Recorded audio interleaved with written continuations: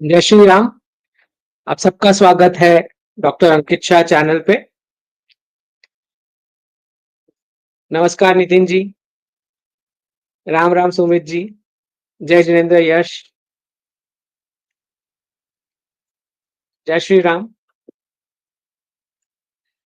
Views on FM अभी से questions बहुत सारे आ चुके हैं ऑलरेडी, तो हम करेंगे उसका भी आंसर। जी, तो बहुत सारे क्वेश्चंस हैं क्योंकि बहुत सारी ट्वीट्स भी हैं जो अलग अलग टॉपिक्स पे मैंने कवर की है कुछ दिनों में, तो उस पर भी हम डिस्कशन करेंगे। अम, सबसे पहले हम स्क्रीन शेयर कर लेते हैं ताकि ट्वीट्स कवर हो जाए और फिर उसके बाद हम क्वेश्चंस ले लेंगे। जितनों ने भी चैनल सब्सक्राइब नहीं करी है, please subscribe the channel.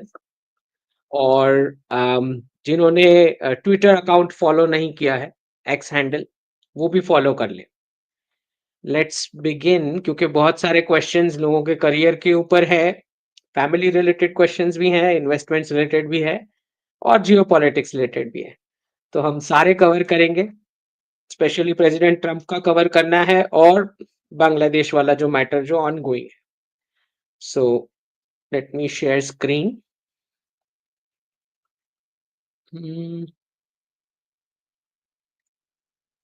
Screen,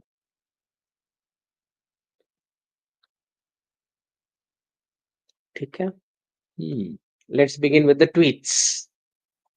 जितनी भी ट्वीट्स हमने कवर करनी है। तो प्रधानमंत्री जी ने ट्वीट करी है क्रिसमस के बारे में, क्रिसमस सेलिब्रेशन, और किन्होंने होस्ट किया Catholic bishops conference of India, वो उन्होंने अटेंड करा है। और ऊपर मैंने ट्वीट किया है जिंगल बेल, और एक न्यूज़ जो डालना था कि भाई नई सीरिया की जो लीडर्स हैं, जो प्रेसिडेंट अस्साद को निकालने के बाद वाले जो नए लीडर्स हैं, सो कॉल्ड बताया जा रहा है कि दूसरा रेडिकल ग्रुप उसको ओवरटेक कर गया है, तो डी रेडिकलाइजेशन कैसे हो सकता है। और कुछ महानुभाव हैं जो लगे रहते हैं बेचारे ट्विटर हैंडल पे, क्योंकि उन्हें समझ नहीं आ रहा कि रशिया ऐसा क्यों कर रहा है। तो जब रशिया ने बिटकॉइन एक्सेप्ट करा तभी समझ जाना चाहिए, लेकिन नहीं समझ में आ रहा तो समझा देते हैं कि सीरिया और ईरान दोनों को कोई सपोर्ट रशिया एक्शन से तो बिल्कुल भी नहीं करेगा। जो भी होने वाला होगा इज़राइल और अमेरिका करेंगे उस रीजन में, और रशिया कुछ भी नहीं करेगा सिवाय लिप सर्विस के, थोड़ी-सी शायद सप्लाइज़ कर दे या इंटेल शेयरिंग कर दे बस, उससे ज़्यादा और कुछ भी नहीं होना। अभी कुछ लोग मुझे पूछ रहे थे इसके बारे में कि सर, भारत को तो ईरान की जो गवर्नमेंट है वो तो, हमारा तो पॉजिटिव रिलेशन, वेल हमारा सबके साथ पॉजिटिव रिलेशन है। हमारा पैलेस्टीन के साथ भी पॉजिटिव रिलेशन है, हमारा इज़राइल के साथ भी पॉजिटिव रिलेशन है। तो रिलेशन पॉजिटिविटी के साथ ऐसा ब्लैक एंड व्हाइट नहीं होता है जियोपॉलिटिक्स, ठीक है? कोई भी राष्ट्र नहीं चाहता है, इंक्लूडिंग इंडिया, कोई भी नहीं चाहता है कि एक और न्यूक्लियर पावर इस रीजन में आ जाए। ओके? तो जहां तक प्रश्न डीन्यूक्लियराइजेशन का है ईरान के, उसमें हर कोई अलाइंड आपको मिलेगा, ठीक। दूसरा, कोई अगर ये सोच रहा है कि वो जो फेक हेडलाइंस चलती रहती है कि रशिया, ईरान और चाइना का कोई ग्रुप है, ऐसा कोई ग्रुप नहीं है। ना कभी था, ना है, ना कभी आगे भी होगा। ये बेवकूफ बना रहे थे सारे जियोपॉलिटिकल एनालिस्ट आपको, ठीक है? कभी कोई ग्रुप नहीं था, ना कोई अलायंस था, ना कभी कोई ग्रुप था। इनफैक्ट कुछ ही साल पहले चाइना ने ईरान के साथ कुछ 400 बिलियन डॉलर्स की डील अनाउंस करी थी, जिसका कुछ भी नहीं हुआ है। ना होना था, मैंने तभी बता दिया था कुछ नहीं होना है इसका। तो यू गॉट टू अंडरस्टैंड कि ऐसा कोई अलायंस था ही नहीं सिवाय वेस्टर्न न्यूज़पेपर नैरेटिव और मीडिया फेक हेडलाइंस के। ओके? अब हमें यहाँ पे ये समझना है कि डी रेडिकलाइजेशन जो है प्रोसेस, कुछ लोग मुझे पूछ रहे थे, क्वेश्चन कर रहे थे कि अल कायदा और थोड़े-थोड़े रेडिकल ग्रुप्स, एक ही रेडिकल ग्रुप ने असाद रिजिम को जो है सबने मिलके घुमा निकाला है वहाँ से, तो वो तो और भी ज़्यादा रेडिकल्स है। तो ये काहे का डी रेडिकलाइजेशन हुआ? अभी कुछ ही घंटे पहले मुझे पूछ रहे थे और अब ये न्यूज़ आ गई कि क्रिसमस सेलिब्रेट होगी, ठीक है? तो सबसे पहले ये समझना है, सीरिया के डी रेडिकलाइजेशन की बात नहीं हो रही। डी रेडिकलाइजेशन जो इजराइल और अमेरिका समझता है सीरिया के लिए, वो ये है। ठीक है? तो हमें भी पता है कि अफगानिस्तान तालिबान जो है पूरा ही रेडिकल है। इनफैक्ट रेडिकल लॉज चलाता है अफगानिस्तान, लेकिन फिर भी हम उन्हें सपोर्ट करते हैं क्योंकि हमारे लिए पाकिस्तान का डी रेडिकलाइजेशन जो है वो अफगानिस्तान तालिबान को सपोर्ट करके होता है। ठीक है? अफगानिस्तान डी रेडिकलाइज नहीं करने का है। हमको हमारे इंटेंट से, हमारे ऑब्जेक्टिव से क्या अचीव करना है, वो हमारे लिए डी रेडिकलाइजेशन है। ठीक है? तो जो नए नए बेचारे जिन्हें पता ही नहीं होता कुछ भी, वो बीच बीच में करते रहते हैं कमेंट्स। तो समझना हमें यह है कि ये पूरा रीजन जो है वो इजराइल की, ग्रेटर इजराइल की ओर, जो मैंने प्रेडिक्शन दिया हुआ है उसी ओर आगे बढ़ेगा। जिसका मतलब है 2.5-3 साल पहले जब मैंने इस पर प्रेडिक्शन दिया था कि Saudi Arabia will be a Jewish majority, तब लोग हंस रहे थे। आज भी ज्यादातर हंसते हैं इस प्रेडिक्शन पे। लेकिन आईडीएफ के पैचेस आ चुके हैं, नए पैचेस जो यूनिफॉर्म लेके घूम रहे हैं यूनिफॉर्म पे, उसमें दिखा रहे हैं सीरिया का एरिया और सऊदी अरेबिया के कुछ पार्ट भी दिखा रहे हैं इजराइल के डिफेंस फोर्सेस। ठीक है? तो हमें ये समझना है इसमें कि जितना जितना डी डॉलराइजेशन होगा उतना ज्यादा रीजनलाइजेशन होता जाएगा।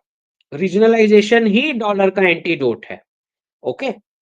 तो हर एक रीजन में एक रीजनल पावर अपनी डोमिनेंस बोलो, इन्फ्लुएंस बोलो, जो भी नाम देना हो, क्योंकि जितने भी बदमाशी हो रही थी सारे रीजन्स में, वो इसीलिए हो पा रही थी क्योंकि डॉलर की सिक्योरिटी थी कि डॉलर तो है ही, तो तो मैं मिसबिहेव कर लेता हूं मेरे बाजू वाले नेशन के साथ, तो सारी जगह क्लैशेस वही करवा रहा था।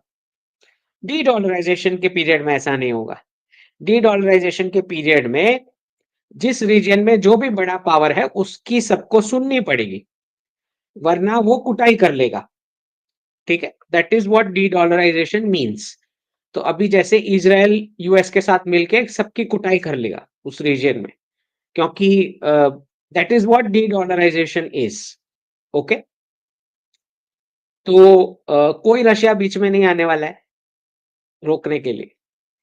अभी न्यूज आ रहा है कि इराक ने भी अनाउंस किया है कि क्रिसमस सेलिब्रेट होगी। तो ये डी रेडिकलाइजेशन है वेस्ट एशिया के लिए। यही यही डी रेडिकलाइजेशन है वेस्ट एशिया के लिए। ओके? अच्छा, तो हमने क्यों सेलिब्रेट करना है, मोदी जी क्यों कर रहे हैं? पहली बात तो प्रधानमंत्री हैं, दूसरा क्रिश्चियन वोटर्स भी होते हैं, तीसरा हमारी प्रायोरिटी जो है वो डी रेडिकलाइजेशन है। डी मिशनराइजेशन प्रायोरिटी है लेकिन पीछे है, वो आगे की टॉप प्रायोरिटी में नहीं है। आगे की टॉप प्रायोरिटी में डी रेडिकलाइजेशन है, जिसके लिए पूरा ग्लोबल सपोर्ट मिलेगा। राइट? अगले 10-15 साल तक आपको पूरा सपोर्ट मिलेगा वर्ल्ड वाइड, क्योंकि वो लोग भी कर रहे होंगे डी रेडिकलाइजेशन अपने हिसाब से। ओके? तो आपको ये समझना है कि हमें अलाइन करना है पूरे वर्ल्ड के साथ और हमारा भी ऑब्जेक्टिव कंप्लीट करना है। तो अभी जो है ना सिर्फ क्रिसमस सेलिब्रेट होगी, बट ठीक है, पीछे बैक स्टेजेस में स्टेप्स हो रहे हैं। क्या क्या स्टेप्स हो रहे हैं? अपने फॉरेन करेंसी रेगुलेशन एक्ट में कुछ ट्विक्स किए हैं कि एनजीओस को कन्वर्जन की फंडिंग ना मिले, ये सब इनडायरेक्ट स्टेप्स चल रहे हैं। लेकिन ओपनली तो ये नहीं होने वाला है। ओपनली तो यही होगा, जिंगल बेल जिंगल बेल। ठीक है?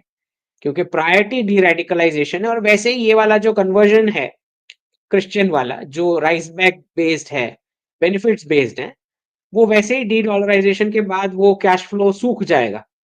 वेस्ट से आने नहीं वाला है वो कैश फ्लो। तो वो कोई इतना बड़ा चैलेंज भी नहीं दिखाई दे रहा।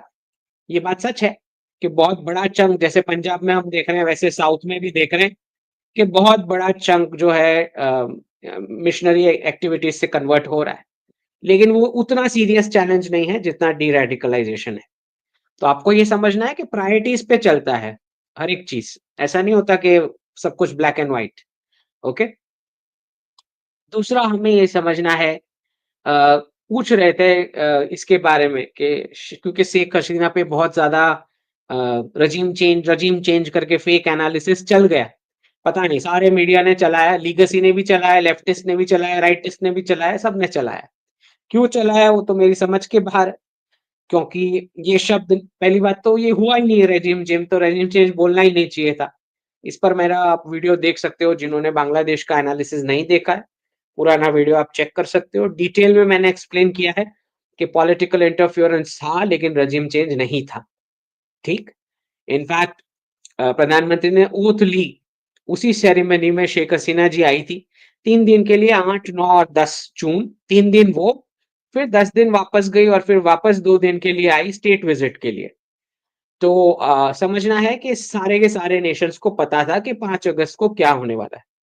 सबके सब नेशन को पता था। इनफैक्ट कुछ नेशंस ने तो इनडायरेक्ट मूव्स भी लेना शुरू कर लिए थे, जैसे यूएई और सऊदी अरेबिया ने कुछ बांग्लादेशियों पर एक्शन भी लिया, क्योंकि कुछ सिग्नल गया होगा दिल्ली से भी। तो ऑलरेडी सबको पता था कि 5th अगस्त में ये होने वाला है। वैसे ही प्रधानमंत्री जी की डेट है वो 5th अगस्त। तो समझना हमें ये है कि आज जब गुजरात में कुछ सैंपल रेडिकल्स, इल्लीगल्स पकड़े गए, फिर दिल्ली में अभी चल रहा है, जम्मू में भी रोहिंग्या और बांग्लादेशी पकड़े गए, और महाराष्ट्र में तो फडणवीस जी ने अनाउंस किया है डिटेंशन सेंटर। तो ये जो मीडिया को क्योंकि पता ही नहीं चलता कि पता नहीं फेक चलाते हैं, I don't know what problem it is, लेकिन बोल रहे हैं कि सडनली ऐसा क्यों हो रहा है, ऐसा हेडलाइन में वो डाल रहे हैं। तो ये सडन नहीं हो रहा। शेख हसीना आएंगे तो इलीगल्स वापस जाएंगे ना। You got to understand this thing कि somebody has to take the blame in Bangladesh कि भारत से आए हुए इलीगल्स को क्यों एक्सेप्ट किया गया। ओके, तो शेख हसीना जी को यहाँ लाके और फिर ये जो राउंडिंग अप शुरू करनी है, अभी तो स्टार्टिंग स्टेप्स है, बहुत कुछ टाइम लगेगा इसको, ऐसा नहीं कि इमीडिएट हो जाने वाला है। तो हमारा जो एनआरसी का गोल है कि यहाँ से हमें बांग्लादेशी रोहिंग्या जो इलीगल्स हैं वो नहीं चाहिए हमको, ठीक है? तो आप हमें ये ना बताएं कि बांग्लादेशी हिंदूज के साथ ये हो रहा है, वो हो रहा है। उनको भी जितनी मदद हो पा रही है सरकार कर रही है, और अच्छी खासी करी है, और आगे भी करते रहेंगे, क्योंकि हर बार आप ज्योग्राफी छोड़ के भाग के आ जाओगे ऐसे नहीं होता है। You have to give a fight, ठीक है? आना है तो फिर सॉइल लेके आओ, जमीन भी लेके आओ साथ में। ये नहीं होना है, आपको आपका स्ट्रगल वहां पे करना है बांग्लादेश के अंदर। ओके, तो यू हैव टू अंडरस्टैंड कि कोई बांग्लादेशी लीडर को तो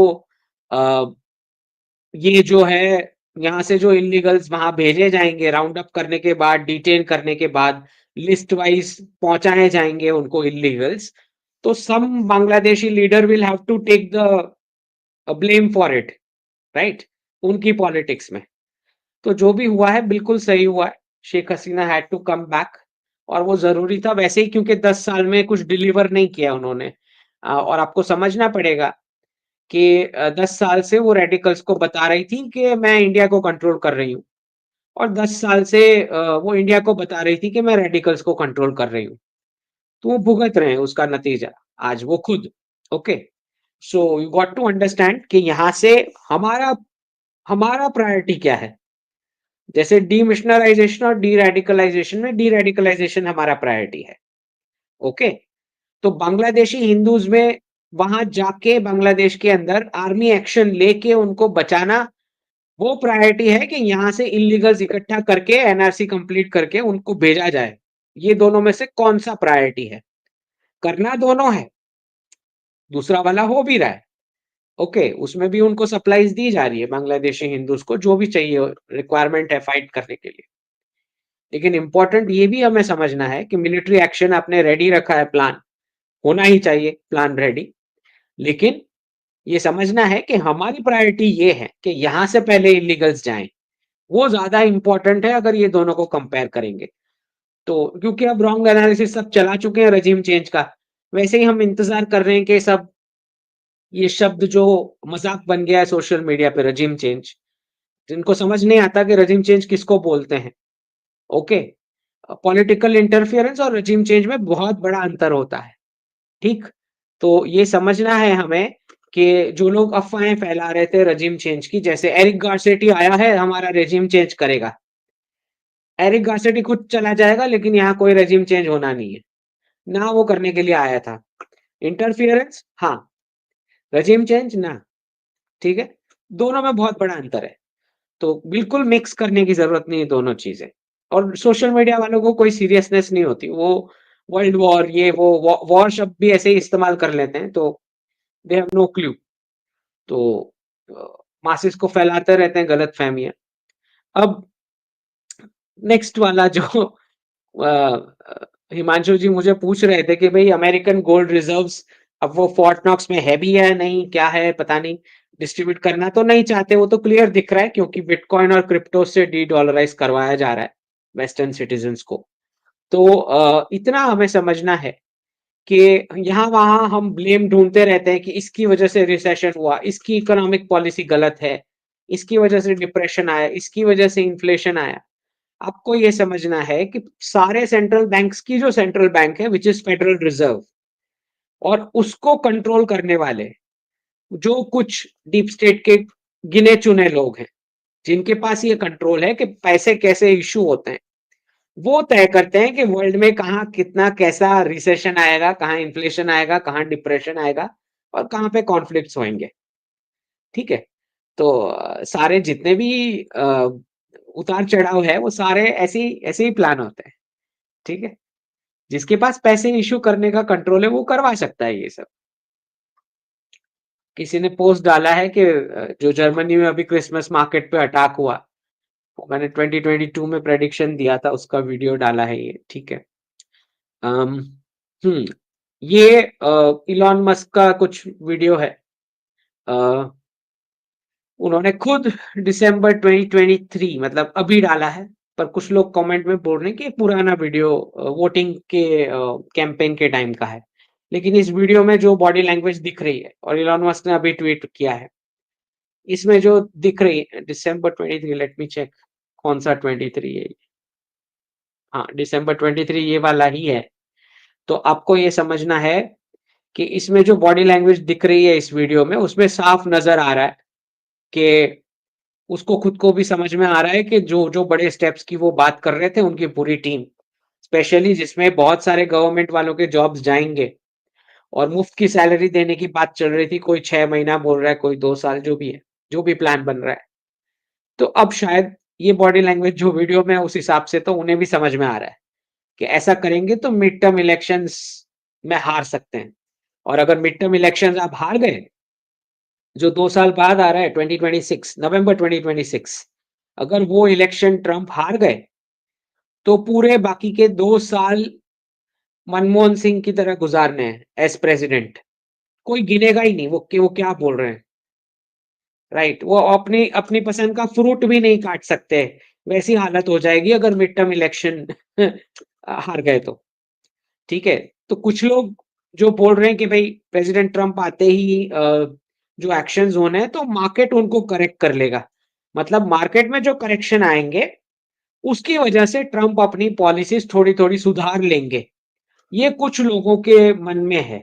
लेकिन मेरा ये मानना है कि सबसे बड़ा थ्रेट वोटर्स का ही है, क्योंकि जो बड़े चैलेंजिंग रिफॉर्म्स की यहाँ पे बात हो रही है, उसका बहुत खराब लाइफस्टाइल इम्पैक्ट है अमेरिकन सिटीजन्स के लिए। कभी उन्होंने ऐसी लाइफ देखी नहीं है। तो जो डीप स्टेट आपको ये सिखा रहा है बोलने का प्रेसिडेंट ट्रंप को कि मैं डीप स्टेट को एलिमिनेट कर दूंगा, वही डीप स्टेट ने आज शायद ये भी सिखा दिया हो कि क्राउड जब तुम्हें चेस करने आएंगे तो कोई नहीं बचाएगा। तो ये थोड़ा थोड़ा विवेक रामास्वामी की भी कुछ लेटेस्ट ट्वीट्स पे समझ आ रहा है कि वो भी थोड़ा बैक ट्रैक कर रहे हैं। पहले तो बड़ा बॉम्बास्टिक सब बोल दिया, अब थोड़ा थोड़ा रियलाइजेशन शायद हो रहा है कि इतना ज्यादा नहीं हो सकता है। अच्छा, एक डिसीजन जो प्रेसिडेंट ट्रम्प बोल रहे हैं कि man and male and female दो ही होगा। ठीक है? उसमें वो ट्रांसजेंडर का नाम दे रहे हैं। तो यहाँ पे मैंने लिखा है कि ट्रांसजेंडर कभी प्रॉब्लम थे ही नहीं। बेसिकली मेरी समझ जो है यहाँ पे, फिर किसी ने मुझे करेक्ट किया नीचे कमेंट में कि मैं इंटरसेक्स की बात कर रहा हूँ। जो भी मतलब फिजिकल डिफरेंशियल के साथ जो बर्थ हुआ है, मैं उनकी बात कर रहा हूँ। वो लोग कभी प्रॉब्लम नहीं थे। प्रॉब्लम इन्होंने खड़े किए जो ये वोकिस्ट जो बोलते हैं कि आज मुझे कैट जैसा लग रहा है, कल मुझे डॉग जैसा लग रहा है। ये लोग जो है ना, आज मैं ऐसे आइडेंटिफाई करता हूँ, कल मैं स्पैरो बनूंगा, है? कल आज मुझे गर्ल जैसा लग रहा है, कल मुझे बॉय जैसा लग रहा है। ये वाले जो है ना, इन्होंने पूरा मैस फैलाया है। एक्चुअली जो प्रॉब्लम वाले लोग थे, उन्होंने कभी समाज में मैस नहीं फैलाया। इतना नहीं फैला है, मतलब मैं करंट सिचुएशंस की बात कर रहा हूँ, ना वेस्ट में ना इधर। तो ज्यादा प्रॉब्लम ये एलजीबीटीक्यू के प्रोपोगेशन का जो हुआ, जिसमें तरह तरह के कपड़े पहन के उसको प्रोपेगेट करना छोटे बच्चों को, जो यंग इंप्रेशनेबल माइंड होते हैं उनको इम्पैक्ट करना, उनके मन में डाउट खड़ा करना, ये सब जो तरीका था क्लासरूम में 4 5 6 साल के बच्चों को ये सब बताना, ये जो जबरदस्ती गले में ठूसने की जो प्रक्रिया थी, ये गलत थी। ठीक है, तो वो जो ट्रांसजेंडर या इंटरसेक्स जो भारत में सदियों से, मतलब उनको एक शिव शक्ति का एक रूप माना जाता है कि भाई डिवाइन माना जाता है। तो वो लोग ने कभी एटलीस्ट लास्ट 10 साल में तो कोई परेशानी सोसाइटी के लिए नहीं खड़ी की, लेकिन ये लोग जो अमेरिकन जो वोक्स थे, वेस्टर्न, जो ये कैट डॉग और ये सब लेके आए थे, ये सबसे बड़ा प्रॉब्लम था। दूसरा ये क्वेश्चन पिछले 2 3 दिन से चल रहा है हमारे फाइनेंस मिनिस्टर के बारे में, कि सब सब उनको हेट कर रहे हैं या बहुत कमेंट करते रहते हैं। सालों से करते हैं, ऐसा नहीं कि अभी रिसेंट हुआ है, लेकिन अभी रिसेंट कुछ ज्यादा ही बढ़ गया है। तो एक बात समझो, प्रॉब्लम ये है कि प्राइम मिनिस्टर को डायरेक्ट अटैक करके इन्होंने 10 साल देख लिया, लेकिन कुछ आउटकम नहीं आ रहा है। जो भी ये anti social anti national elements हैं, या कुछ राइट विंग है, लेफ्ट विंग है जो राइट विंग होने की एक्टिंग कर रहे हैं मीडिया में, कट्टर हिंदू वाले, ऐसे सब लोग जो भी है, ये सारे गुर्गे, ये पूरा कबाल जो है 10 साल से चेक कर लिया कि प्रधानमंत्री जी को अटैक करके कुछ आउटकम नहीं आ रहा है। तो इसीलिए वो होम मिनिस्टर अमित शाह को पकड़ते हैं, फाइनेंस मिनिस्टर को पकड़ते हैं, जयशंकर जी को पकड़ते हैं और दोवल जी को पकड़ते हैं। ये चार दिख रहा है कि प्रधानमंत्री जी इतने लकी हैं कि ऐसे उनको टीम मेंबर्स मिले हैं। दिख रहा है, क्लियर दिख रहा है सबको। तो इन्हीं को टारगेट करना शुरू कर दिए हैं। ओके, पूरे दिन अमित शाह जी के बारे में स्टोरी बनाते रहो, उनको प्राइम मिनिस्टर बनना है, उनको ये करना है, उनको वो करना है, और फिर सास बहू की सीरियल बना दो योगी जी के साथ। फिर फाइनेंस मिनिस्टर के पीछे पड़ जाओ, अभी पॉपकॉर्न वाला नया निकला है, सारे के सारे मैंने देखे, राइट विंग वाले भी उस पे चढ़ गए उसी ट्रेन में, बिना समझे कि ये क्या चल रहा है। अभी समझाएंगे वो पॉपकॉर्न वाला भी, कैरेमल। ठीक है, तो और दूसरा फॉरेन मिनिस्टर के ऊपर कूद पड़ना कि ये तो बहुत ही कुछ ज्यादा ही बॉम्बास्टिक है, कुछ ज्यादा ही एग्रेसिव है। तो ये सारे जो तरीके हैं टीम मेंबर्स को टारगेट करने के, क्योंकि डायरेक्ट अटैक हो नहीं पा रहा है, उसका कोई आउटपुट नहीं आ रहा है, तो ये मेथड बन चुकी है।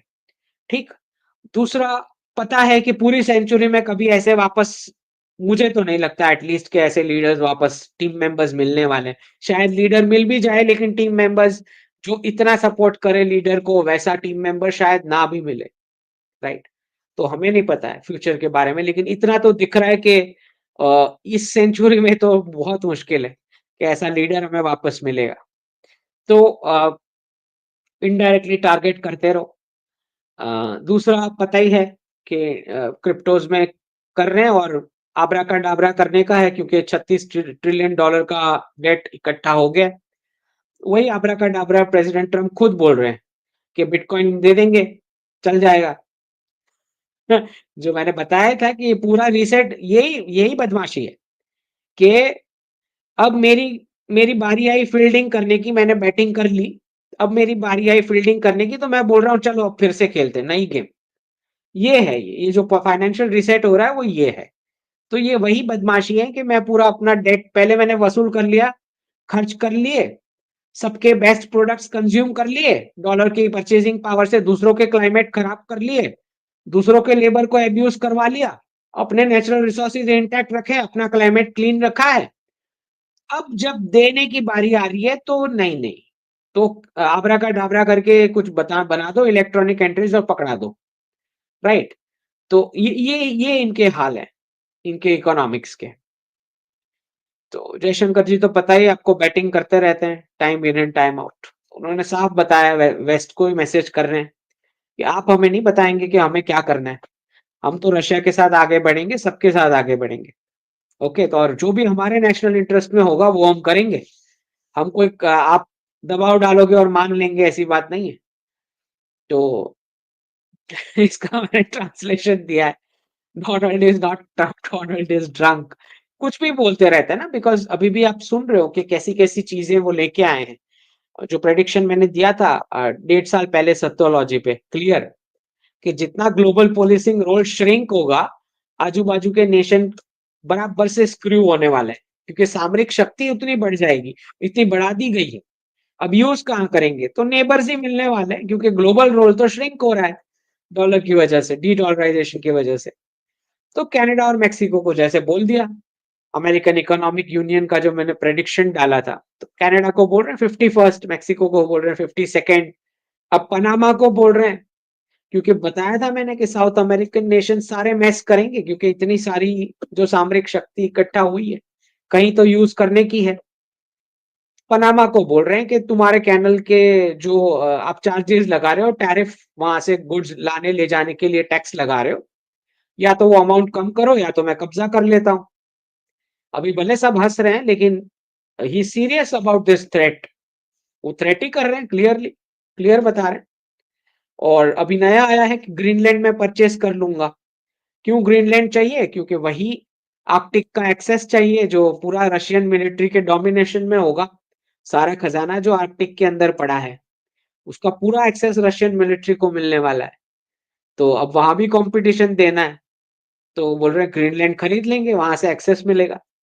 सो ये जो यही होता है कि बड़े बड़े वैल्यूज की आप बातें करते हो, लेकिन जैसे ही गरीबी आई, तो सारा सेक्युलरिज्म 2 ही मिनट में डस्टबिन में चला गया। यही हाल होना, ये हाल होना ही था, क्योंकि रियलिटी तो आ ही जाएगी सरफेस पे, क्योंकि अभी तक मुफ्त का जीवन जी रहे थे, पूरा इन्फ्लेशन बाकी के वर्ल्ड पे पास ऑन करके। अब दिख रहा है कि ये नहीं हो पाने वाला है, राइट, डी डॉलराइजेशन के चलते। तो अब आजू बाजू वालों को स्क्रू किया जा रहा है, जो मस्त शांति से, वो लोग भी मजे कर रहे थे। कितने मजे कर रहे थे? कनाडा साल का $100 बिलियन का प्रॉफिट कर रहा था प्रिंटिंग मशीन में से डॉलर छप के, ओके। और मेक्सिको $200 बिलियन साल का बेनिफिट ले रहा था प्रिंटिंग मशीन का। और नाटो को भी बोल दिया गया है क्लियर कि तुम 5% बजट निकालोगे डिफेंस का, वरना मैं नाटो छोड़ दूंगा, मेरे पास नहीं है पैसे। नाटो को क्लियर बताया जा रहा है कि मेरी करेंसी में अब परचेसिंग पावर नहीं है, तुम निकालो तुम्हारा डिफेंस का बजट।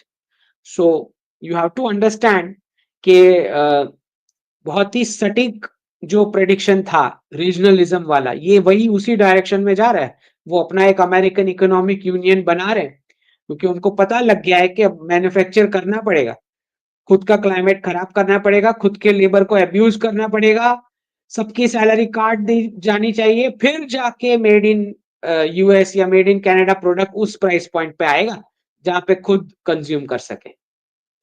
ओके, तो बड़े ड्रास्टिक चेंजेस हैं इंडस्ट्री के लिए। तो ये क्राइसिस बहुत बड़ा क्राइसिस होने वाला है, जो स्टार्ट हो जाएगा। अच्छा, दूसरा, ये मैं एक इंटरव्यू देख रहा था स्मिता प्रकाश जी का जेएसआई दीपक के साथ। तो वो पूछ रहे हैं कि हर एक मॉस्क के नीचे देखना पड़ेगा क्या कि टेम्पल है या नहीं, कितने आप ऐसे बिल्ड करोगे? तो साई दीपक क्लियर बोल रहे हैं, जितने चाहेंगे उतने बिल्ड करेंगे, रीबिल्ड करेंगे नीचे से खोद के। तो स्मिता जी पूछ रही हैं कि ब्लड शेड नहीं हो जाएगा? तो समझा रहे हैं कि ब्लड शेड क्यों होना चाहिए। इसी पर मैंने ट्वीट किया है कि भाई, क्या प्रॉब्लम क्या है, ये आर्गुमेंट क्यों आ रही है? सबसे पहले तो नीचे ओरिजिनल स्ट्रक्चर क्या है, ये ढूंढने में किसी को क्यों प्रॉब्लम होनी चाहिए? वो भी ऑफिशियल तरीके से, कोई ऐसा नहीं है कि बड़ा सा क्राउड निकल गया उनकी तरह रेडिकल्स का। ये नहीं बात हो रही, बात ये हो रही है कि अगर कोई सिटीजन लीगल स्ट्रगल अपनाना चाह रहा है, तो तुम क्यों रोकोगे? कोई क्यों रोकेगा? या तो आप ये बता रहे हो हमको कि इतने डर के रहो कि कोर्ट कोर्ट को उड़ा दिया जाएगा, पाकिस्तान में जैसे होता है वैसा होगा, जज को मार दिया जाएगा, कि आप ये हमको डरा रहे हो? किस बात का हमें क्यों थ्रेट किया जा रहा है? और हर बार हम ही क्यों एडजस्ट करें? जरा ये बताओ कि 50+ कंट्रीज हैं रिलीजियंस के लिए, तो तुम ऐसी कौन सी क्यों डाइवर्सिटी नहीं हो सकती? एक एक नेशन भी धर्म के लिए नहीं हो सकता, रिलीजियंस के लिए 50+ है। तो तब आपकी डाइवर्सिटी की डेफिनेशन कहां चली जाती है जब आप पूरे प्लेनेट को देखते हो? इतने क्रिश्चियन कंट्रीज है, इतने इस्लामिक कंट्रीज है, ऑफिशियली डिक्लेयर्ड। तो एक नेशन जितना भी डाइवर्सिटी आप नहीं मेंटेन कर सकते कि एक नेशन धर्म को भी रहना चाहिए। तो I don't understand this argument. और ये आर्ग्यूमेंट तब से शुरू हुई जब से भागवत जी का इस पर कमेंट आया कि कुछ लोग हीरो बने घूम रहे हैं, ऐसा ही कुछ उसका मीनिंग है कि नीचे से मंदिर रिवाइव करके, प्रोबेबली सिग्नलिंग योगी जी के बारे में, प्रोबेबली बिकॉज संभल में ही हुआ है अभी लेटेस्ट जो हुआ है। तो समझना हमें ये है कि प्रशासन या कोई सिटीजन ऑफिशियली लीगल स्ट्रगल लेके एविडेंस के तौर पे करता है रिवाइव, उसमें किसी को क्यों प्रॉब्लम होनी चाहिए। अच्छा, और ये भी तो समझना है कि कितना बड़ा सनातन इकोनॉमिक्स इसके साथ लिंक्ड है।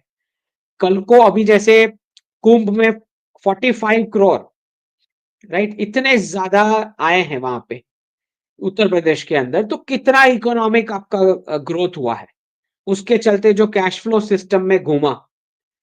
तो बाकी के स्टेट क्यों पीछे रह जाएंगे? वो भी तो बोलेंगे कि हमें भी तो मंदिर रिवाइव करने, कोई पीछे क्यों रह जाए? खाली एक स्टेट ही फायदा उठाए, अयोध्या भी उनके पास है, काशी मथुरा, अभी कुंभ का भी वहां है, तो बाकी के स्टेट क्यों पीछे रह जाए? There is no reason. जब यूएई मंदिर बना रहा है, वो फुटफॉल्स काउंट करके बोल रहा है कि इतना बेनिफिट हुआ, यूएई जैसा देश, जो वहां पे लाओस कंबोडिया वहां तक मंदिर रिवाइव हो रहे हैं, यहाँ पे इस तरफ अभी कल परसों की बात है कुवैत का भी आया कि भाई कुवैत में रामायण महाभारत जो उसको कन्वर्ट किया गया, जिस पर प्रधानमंत्री जी ने जय श्री राम लिख के हस्ताक्षर किए। तो जब सबको सब सनातन में वापस आ रहे हैं तो किसी को प्रॉब्लम हो रही? क्यों प्रॉब्लम हो रही है? मेरे तो समझ के बाहर है। दूसरा, अगर भागवत जी ये कहना चाह रहे हैं कि ठीक है इकोनॉमिक ये ग्रोथ के लिए जरूरी है कि पीस मेंटेन हो, ठीक है, पॉइंट नोटेड। वरिष्ठ हैं आरएसएस के, हमने नोट किया पॉइंट। हम भी तो कोई क्लैश की बात ही कहां कर रहा है, कोई क्लैश की बात नहीं कर रहा, हम तो लीगल स्ट्रगल की बात कर रहे हैं। बेचारे दो दो तीन तीन साल के केस लड़के बाद में कुछ नतीजा आएगा, राइट। हम कोई नेशन वाइड मूवमेंट की थोड़ी बात कर रहे हैं, इंडिविजुअल हैं बेचारे, खुद अपना लाइफ का इतना साल स्पेंड करके, विष्णु जी जैन है, राइट, जितने भी वकील इसके पीछे लगे हुए हैं, जितने भी हमारे हिंदुत्ववादी लीडर, तो अपना अपना जीवन का साल, टाइम, मनी सब स्पेंड करके कर रहे हैं, रिस्क लेके। तो कुछ नहीं तो हम चुप तो रह सकते हैं, उनको सपोर्ट ना कर सके, कम से कम चुप तो रहें। रोकने की तो क्यों बात ही करेंगे हम? तो आई don't think it makes any sense. और जितना मुझे समझ आता है कि कोई भी जो हिंदू ऐसा स्ट्रगल ले रहा है, उसका कतई ऐसा इंटेंशन नहीं है कि इकोनॉमी को डैमेज हो, वैसा कोई क्लैश शुरू हो जाए रास्ते पे। ऐसा किसी का नहीं है इंटेंशन, ना प्रशासन का है ना लोगों का है। तो और फिर हम सबको ध्यान है कि भाई इकोनॉमिक जो है उसको, वो स्टेबिलिटी भी मेंटेन करनी इंपॉर्टेंट है, सबको ध्यान है। ऐसा नहीं कि भागवत जी बोलेंगे तो ही हमें पता लगेगा, सबको पता है। ओके, तो ठीक है, उनका पॉइंट नोट किया सबने। बट ये रोकने वाली बात तो मेरे समझ के बाहर है कि रोकना क्यों है। ये वो आर्ग्यूमेंट पता नहीं हिंदू से ज्यादा लेके आ रहे हैं कंप्लेंट। मुस्लिम ने तो किसी ने नहीं बोला कि आप ऐसा क्यों कर रहे हो। मुझे तो हिंदू ही ज्यादा मिले बोलने वाले कि ऐसा क्यों कर रहे हो, कोई मुस्लिम तो नहीं मिला अभी तक। इनफैक्ट वो तो रिस्पेक्ट करेंगे आपकी कि आप ऐसा कुछ करने जा रहे हो। तो क्योंकि वो तो क्लियर मानते हैं, अपनी बिलीफ सिस्टम में वो उतना स्ट्रांगली मानते हैं कि ऐसा करने वाला कोई भी पर्सन उनकी नजर में रिस्पेक्टेबल पर्सन है। ठीक, तो ज्यादा जो ये विरोध हो रहा है वो हिंदू खुद बोल रहा है कि मत करो ये सब, जो सेक्युलराइज हो चुका है जो भी कारण से। तो दूसरा ये भी है कि भाई मंदिर इकोसिस्टम का जो इकोनॉमिक्स रिलेटेड जो जितना बेनिफिट है, वो शायद हम प्रोपेगेट करने में फेल हो गए। उसको अगर स्ट्रॉन्ग पॉइंट बना के चलें तो इतना बड़ा वेव आ सकता है वर्ल्ड वाइड। इनफैक्ट जो फ्रेंच चैनल पे मेरा टॉक हुआ, उसके बाद कितने सारे फ्रेंच जो जनता जिन्होंने भी वो टॉक देखा, उन व्यूवर्स में से मुझे ईमेल आए हैं ये बताते हुए कि ना सिर्फ हम अप्रिशिएट कर रहे हैं, वो ये बोल रहे हैं कि हम तो ऑलरेडी एथिस्ट जैसे हो चुके हैं, क्रिश्चियन है लेकिन एथिस्ट जैसे हो चुके हैं। और अगर आप बता पा रहे हो कि ऐसा कोई इकोनॉमिक मॉडल जिसमें एथिकली सोसाइटी अच्छे से चल सकती है, तो हम जानना चाहते हैं कि वो मॉडल क्या है।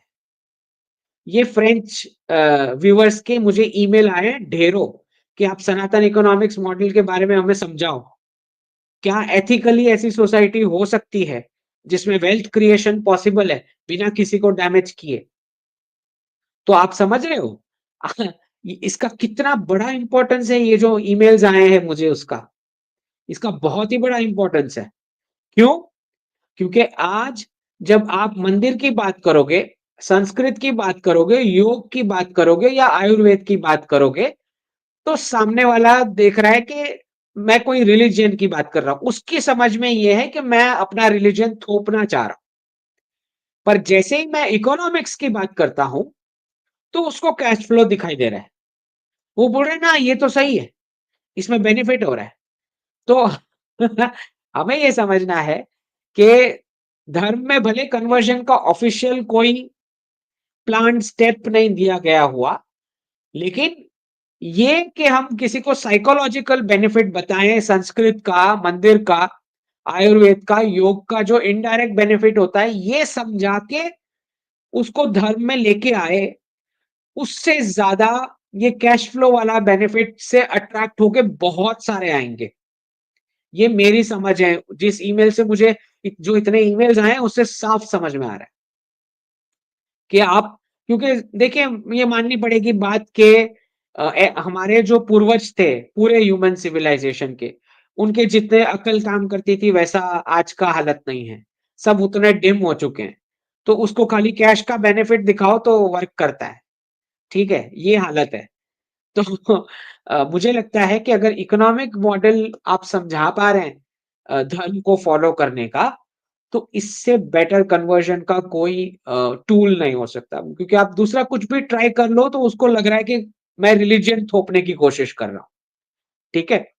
तो कैसे हमने 1800 साल तक 27% ऑन एन एवरेज अगर जीडीपी दिया है, बिना किसी देश को लूटे, बिना इंग्लिश लैंग्वेज के और बिना रिजर्व करेंसी के, तो ये मॉडल अगर हम समझा पाते हैं सभी को थोड़ा थोड़ा, तो एक बात तो पकड़ के चलो कि कोई भले ऑफिशियली अपना रिलीजन क्रिश्चियन लिख रहा है या मुस्लिम लिख रहा है, आधा से ज्यादा वर्ल्ड एथिस्ट हो चुका है। क्योंकि जो बोगस ही होता है दैट इवेंचुअली वो एक्सपोज हो ही जाता है। ठीक है, तो मैक्सिमम वर्ल्ड आज एथिस्ट हुआ पड़ा है ऑलरेडी। अधार्मिक बोलो, विधार्मिक बोलो, जो भी बोलो। तो बहुत अच्छा चांस है कि मतलब अगर आप तीन प्लेटफॉर्म के तौर पे देखें कि बीच में एथिज्म है, यहाँ पे रिलीजन है और यहाँ पे धर्म है, तो ट्रेन आधा एक स्टेशन तक तो पहुंच चुकी है, बाकी की हमें पहुंचानी है ट्रेन। ठीक है, उतना ही गैप बाकी है। So I look it at is very positive कि अगर हम सनातन इकोनॉमिक्स मॉडल को ग्लोबल स्केल पे बता पा रहे हैं कि क्यों ये मॉडल धर्म से जो जिसकी वैल्यूज बनी है उस पर बिना किसी को डैमेज किए इकोनॉमी आप चला सकते हो और लोग वेल्दी जीवन गुजार सकते हैं। अगर ये आप बता देते हो सक्सेसफुली, और छोटा सा कोई आप अ, कोई गांव या ऐसा कुछ एरिया लेके उसको एक्चुअली वर्केबल प्रोटोटाइप बना सकते हो कि देखो ये एरिया में ऐसे सनातन इकोनॉमिक मॉडल फॉलो करके इतना अच्छा जीवन गुजार रहे हैं, ऐसा अगर आप सेटअप खड़ा कर सकते हो दिखाने के लिए, तो आई थिंक फिर उसको एक्सेप्ट करने में किसी को ज्यादा तकलीफ नहीं होगी। राइट, बजाय इसके कि आप उसको बोलो कि धर्म की बात हो रही है, तो वो नहीं सुनेगा। ठीक है, तो I think that makes sense. तो वो फ्रांस वाला टॉक तो मेरा बहुत ही, रशिया टुडे पर भी मैं जाता ही रहता हूँ रेगुलर। तो वो लोग भी अप्रिशिएट कर रहे हैं कि कैसे ancient Bharat used to function. तो कैपिटलिज्म और कम्युनिज्म दोनों के गैप लोगों को अब समझ आ रहे हैं अच्छे से। ठीक है, दूसरा ये जो है, हाँ, ये समझना बहुत जरूरी है कि एक ही पर्सन लगता है देश का नक्शा बदलने में, देश का पूरा डेस्टिनी बदलने में एक ही लीडर चाहिए होता है, ठीक है? टीम तो चाहे आप कितनी भी अच्छी कलेक्ट कर लो, तो भी गलत रिजल्ट निकल सकते हैं, अगर वो लीडर सही नहीं है तो, ठीक? तो कुवैत में जब आप देख रहे हैं इनको तीसरा ब्रदर बनाया गया है, कुवैत के जो लीडर्स शेख हैं उनको, तो एमबीजेड और एमबीएस के बाद अब कुवैत के जो शेख हैं वो तीसरे ब्रदर हो चुके हैं प्रधानमंत्री जी के। दिख ही रहा है जो चेंजेस चल रहा है डी रेडिकलाइजेशन का। तो बहुत इंपॉर्टेंट है कि एक एक लीडर अगर आपको सही से मिल जाता है इंटेलेक्ट वाला, तो बाकी का टीम ऑटोमेटिक अच्छा रिजल्ट जो है वो मल्टीप्लायर इफेक्ट आता है उसका। टीम तो है ही अच्छी, उसमें कोई डाउट ही नहीं है प्रधानमंत्री जी ने जो सिलेक्ट करी है, लेकिन ये एक लीडर से इतना फर्क आ सकता है। तो अभी जो जितना भी चल रहा है गल्फ में, आपको साफ दिखाई देता है कि अखंड भारत की नींव रख रहे हैं प्रधानमंत्री जी। अब आगे आते हुए लीडर्स क्या करेंगे, that is that is what we need to see. उसमें से कितनों को ये सारे जियोपॉलिटिकल गोल्स पता होंगे या किस हद तक इम्प्लीमेंट कर पाएंगे, वो सब हमें अभी देखना बाकी है। लेकिन इतना तो साफ हो गया कि प्रधानमंत्री जी अखंड भारत की नींव रख रहे हैं। ओके, ये तो साफ हो गया जिस प्रकार से चेंजेस दिख रहे हैं, चल रहे हैं। ठीक है,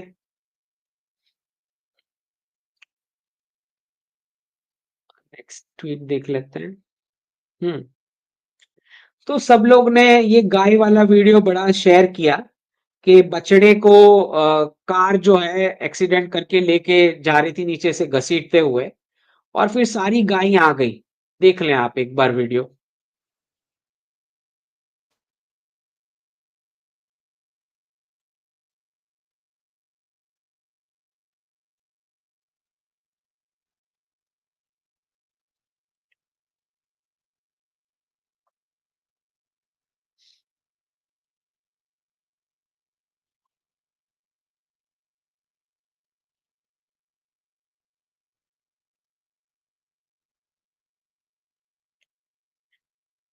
तो सबने ये वीडियो खूब शेयर किया कि कैसे बाकी सारी गाय आके वो कार को घेर लिया कि कार भाग ना जाए।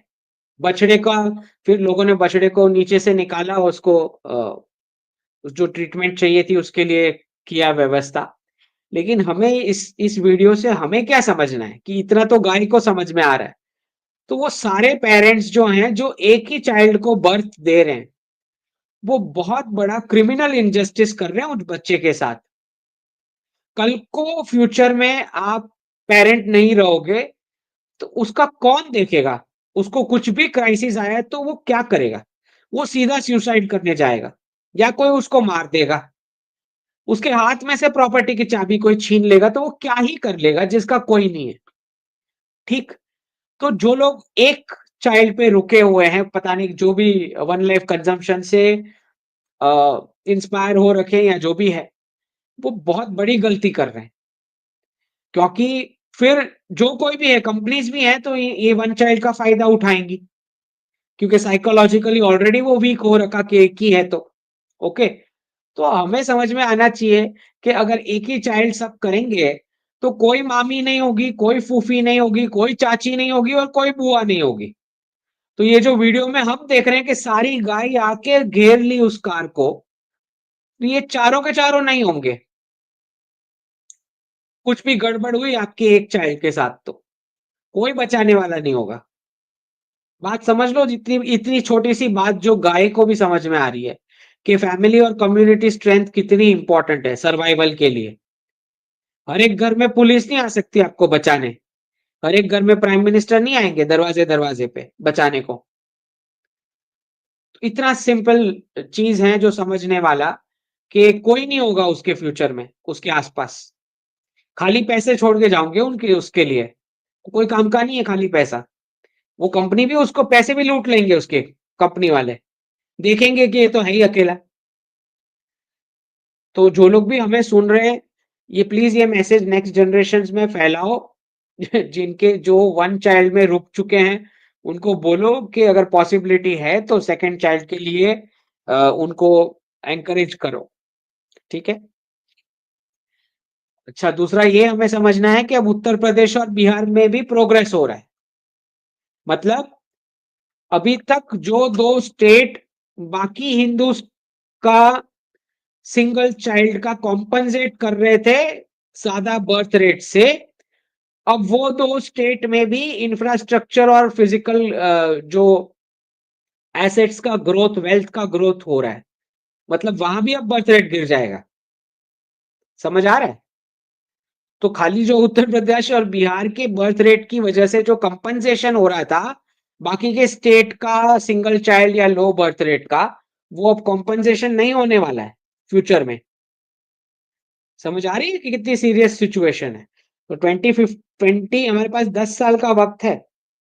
10 साल के अंदर अगर बर्थ रेट रिवाइव नहीं हुआ तो 2050 के बाद की इकोनॉमी का गड़बड़ है सब। ठीक। तो यही वो वीडियो था, जिन्होंने नहीं देखा है ये मेरा हैंडल फॉलो कर लो। और ये वीडियो जो फ्रांस की चैनल पे मैंने टॉक दिया था वो आप सुन सकते हो। अभी नारायण मूर्ति जी का आया है कि भाई इतने साल इतने घंटे काम करो ये वो। मैंने कमेंट किया है कि भाई ऑलरेडी तेरा रूटीन सैड था, अब दूसरों को भी आप बता रहे हो कि कैसे सैड होना है। ये कोई मतलब ही नहीं है ऐसा। अब हाँ, बांग्लादेश को जो है भाई स्टेटस मिल गया है economist country of the year. मतलब इकोनॉमिस्ट के बारे में आपको पता लग रहा है कि कितना खोखला है। राइट। और ऊपर से ये कार्टून माइकल कुगलमैन, ये जितने भी कुगल दिखाई दे आपको वेस्ट वाले, राइट, ये सारे कुगल खोर को बोलो कि तुम चुगल खोर हो, फेक न्यूज फैलाते हो। राइट। तुम्हारी कोई एडवाइस हमको नहीं चाहिए और तुम्हारे इंडेक्सेस तुम्हारी जेब में ही रखो, तुम्हारे रिपोर्ट्स तुम्हारी जेब में रखो। है ना? कल को ये कार्टून बोलेगा कुछ और तो वो भी हम मान लें। ये दोनों मिलके जो थोड़ी बहुत क्रेडिबिलिटी बची है मीडिया की, वेस्टर्न मीडिया की, वो भी ये लोग साफ कर डालेंगे। तो इतने गधे हो चुके हैं कि इनको लग रहा है कि इनका प्रोपगेशन अभी भी चल रहा है, चल जाएगा। तो अमेरिकन इकोनॉमिक यूनियन का जो प्रेडिक्शन मैंने दिया था उसकी बात हो रही है यहाँ पे। पनामा को बोल रहे हैं कि भाई अमेरिकन कैनल हो जाएगी वो। हम्म। अब ये पॉपकॉर्न पे हम डिस्कशन करेंगे। हम्म। फडणवीस जी ने डिटेंशन सेंटर इलीगल्स के लिए अनाउंस किया है और ये मैंने नवंबर 2023 को ही बता दिया था रिजल्ट के बाद कि महाराष्ट्र में अब भगवा की एक नई सुबह होने वाली है। राइट। क्योंकि ये मुझे पूछ रहे थे कि महाराष्ट्र बीजेपी जीत जाए ऐसा कुछ करो। ये जुलाई 31 की पोस्ट है। और ये जब मैं मिला था फडणवीस जी से, उस वाली पोस्ट की नीचे कमेंट आई थी कि बीजेपी जीत जाए ऐसा कुछ कीजिए। और फिर रिजल्ट के बाद मैंने ये कमेंट की कि नई नए भगवा की सुबह होने वाली है। तो ये तो क्लियर है कि डी रेडिकलाइजेशन आगे बढ़ेगा, उसमें कोई डाउट ही नहीं है। ठीक। दूसरा डिप का तो पता ही है, जिन्होंने जिन्होंने प्रॉफिट कर लिया, प्रॉफिट बुक कर लिया, उन सबके फिर मैसेजेस आए कि मेरे प्रेडिक्शन की वजह से जो 3.5 to 7% का डिप मैंने प्रेडिक्ट किया था, तो वो बच गए, उन्होंने अपना प्रॉफिट बुक कर लिया था तब। बहुत सारे मैसेजेस आए जिन्होंने उसमें बेनिफिट किया। अब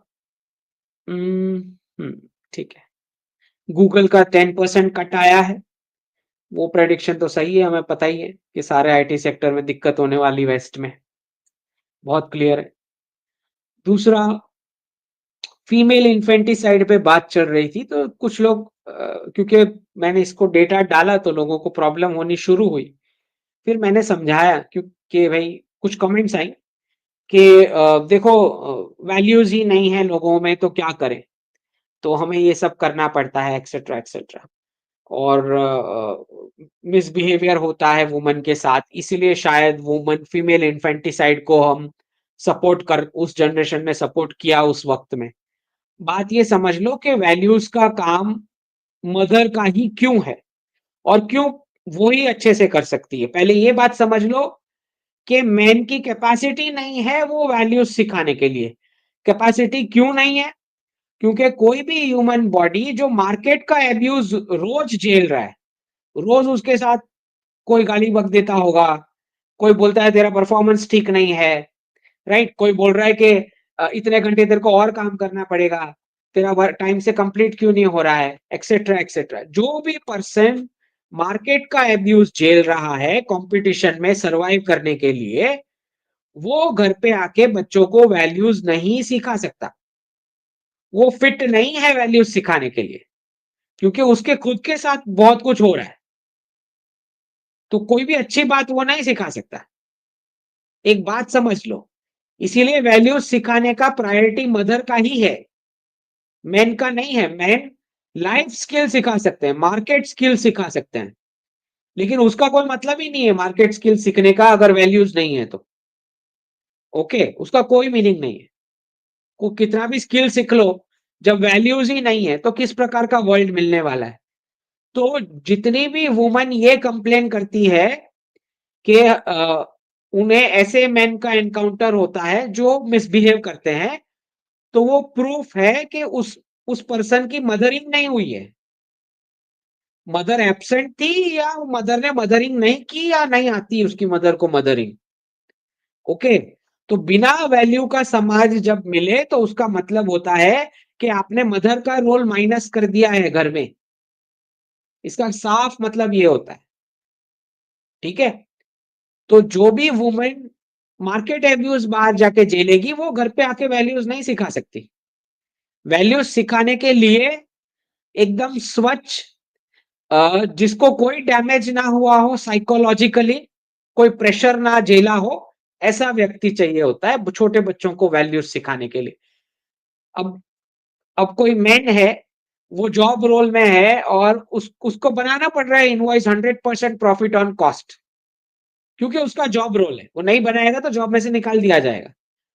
अब वो घर पे आके बच्चों को ये सिखा सकता है कि चोरी नहीं करनी चाहिए? वो कैसे सिखाएगा जब वो कर रहा है? तो अगर आपको समाज ऐसा मिल रहा है जो जिसमें बहुत क्राइम हो रहे हैं वुमन के अगेंस्ट, उसका मतलब होता है कि मदरिंग नहीं हुआ है। बेसिकली प्रीवियस जनरेशन की मदर का फॉल्ट है,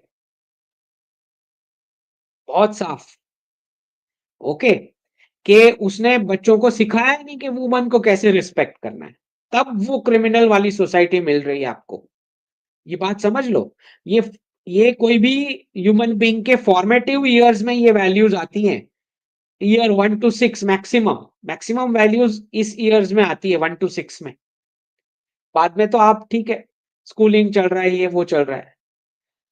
ओके, तो इसीलिए बहुत जरूरी है कि मार्केट एब्यूज से अनटच जो व्यक्ति है वो वैल्यूज सिखाए, अगर आपको ऐसा समाज चाहिए। और दूसरा और एक एग्जांपल दे देता हूं। आज जो वुमेन सिंगल चाइल्ड कर रही है या प्रेफर करती है कि सिंगल चाइल्ड, कल को नेक्स्ट जनरेशन वुमन को उसका कॉन्सिक्वेंस झेलना पड़ेगा, उसका जो भी कॉन्सिक्वेंस आएगा, क्योंकि सिक्योरिटी के लिए कोई नहीं होगा।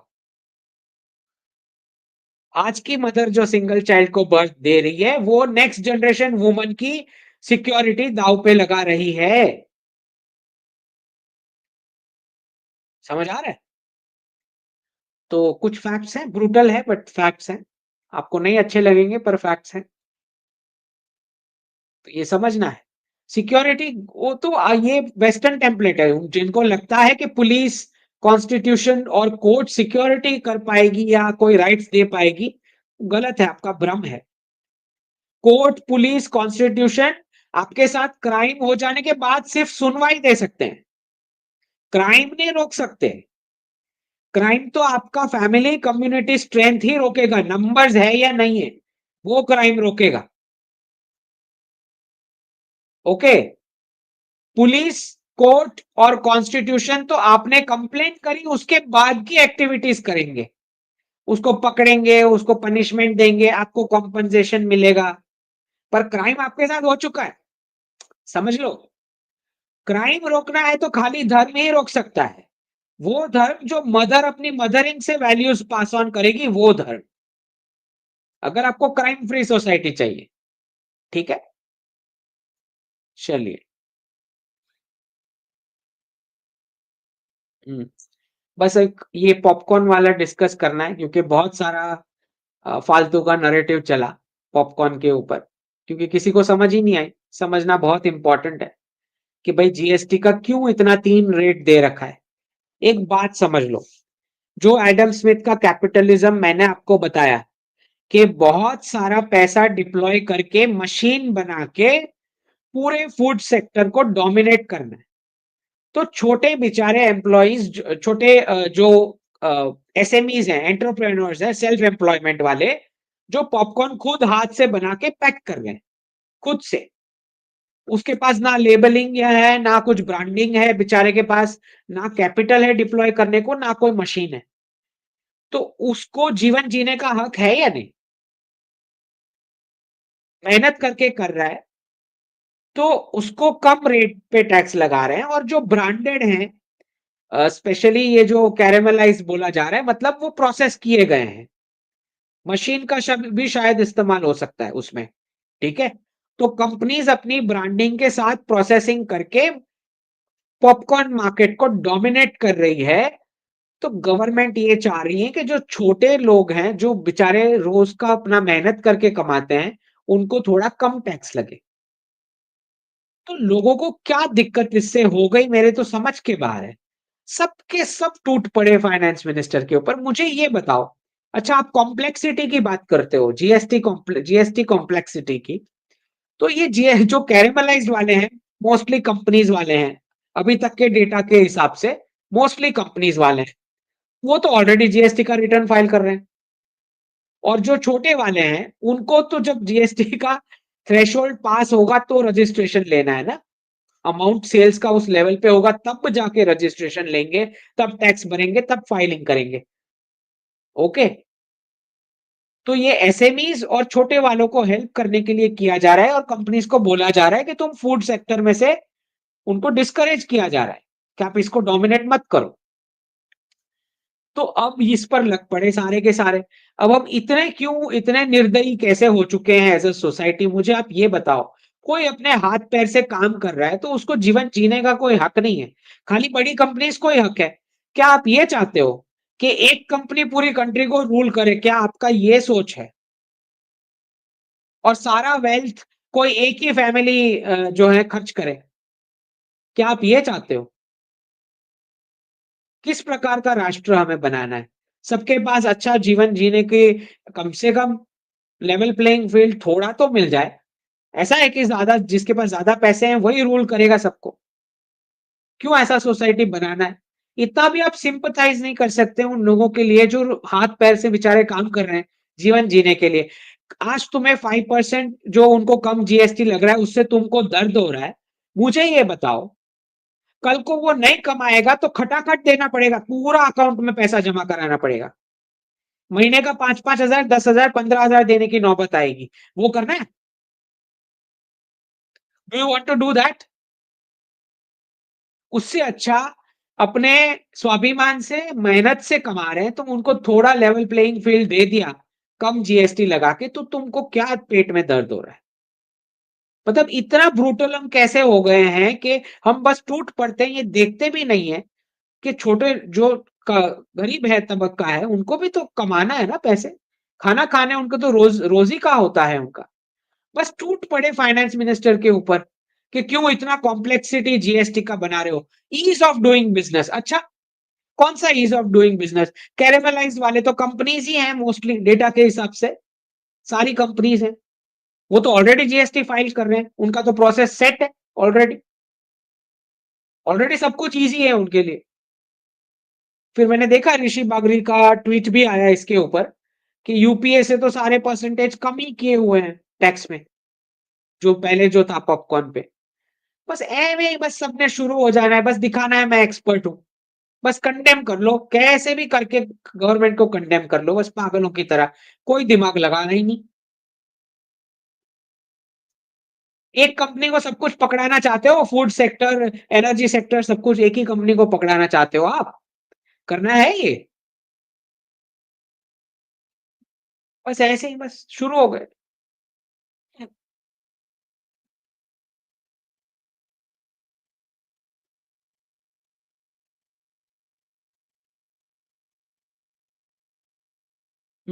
चलें अब क्वेश्चंस ले लें।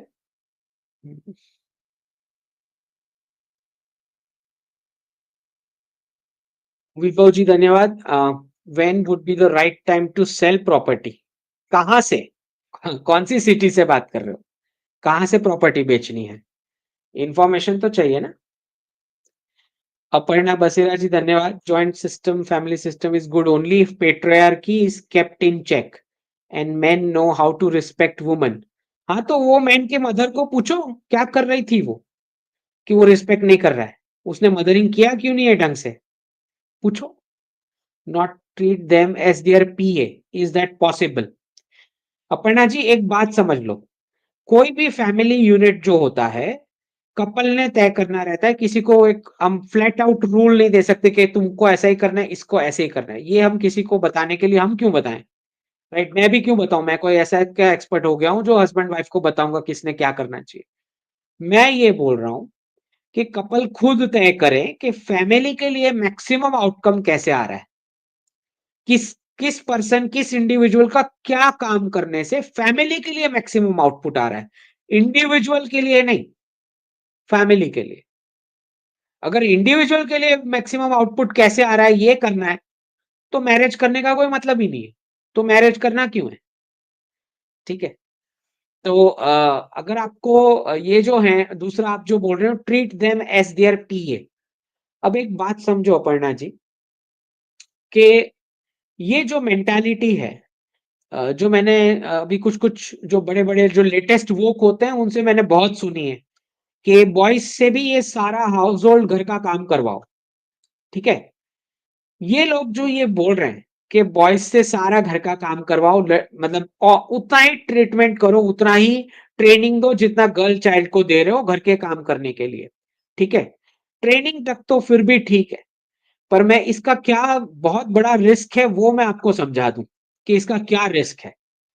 ठीक, वो लड़का जो कम एज में ये समझ लेगा कि घर के कामकाज करना इज इक्वल टू बाहर जाके पैसे कमाना, ये दोनों काम इक्वल है। जो लड़का ये समझ लेगा, वो कल को उसकी वाइफ के लिए इतना बड़ा डेंजर बनेगा, आप सोच भी नहीं सकते उसका क्या आउटकम है। ठीक है, तो जिनको लगता है कि बायोलॉजिकल वायरिंग को चेंज किया जा सकता है, उनको पता नहीं है कि ह्यूमन सिविलाइजेशन इवॉल्व कैसे हुआ है, कौन रिस्क लेने के लिए इवॉल्व हुआ है, कौन कौन से टास्क के लिए बेटर है, किसमें कौन सी क्वालिटीज बेटर है। हर प्रकार की क्वालिटीज दोनों के अंदर है। इनफैक्ट कुकिंग में सबसे बेस्ट शेफ जो है वो मैन है, पता है आपको? बेस्ट शेफ मैन है। ओके, लेकिन अगर आप ये चेक करोगे कि टॉप चेस प्लेयर्स कौन है, तो उसमें मैन मिलेंगे, और टॉप नर्सिंग में टॉप कौन है तो उसमें वुमन मिलेगी आपको। ये जनरल जेंडर की वायरिंग है जो नेचर ने सेट करी है। वापस समझाता हूं, टॉप चेस प्लेयर आपको मैन मिलेंगे, टॉप नर्सिस में आपको वुमन ही मिलेगी, क्योंकि ये नेचुरल वायरिंग की गई है।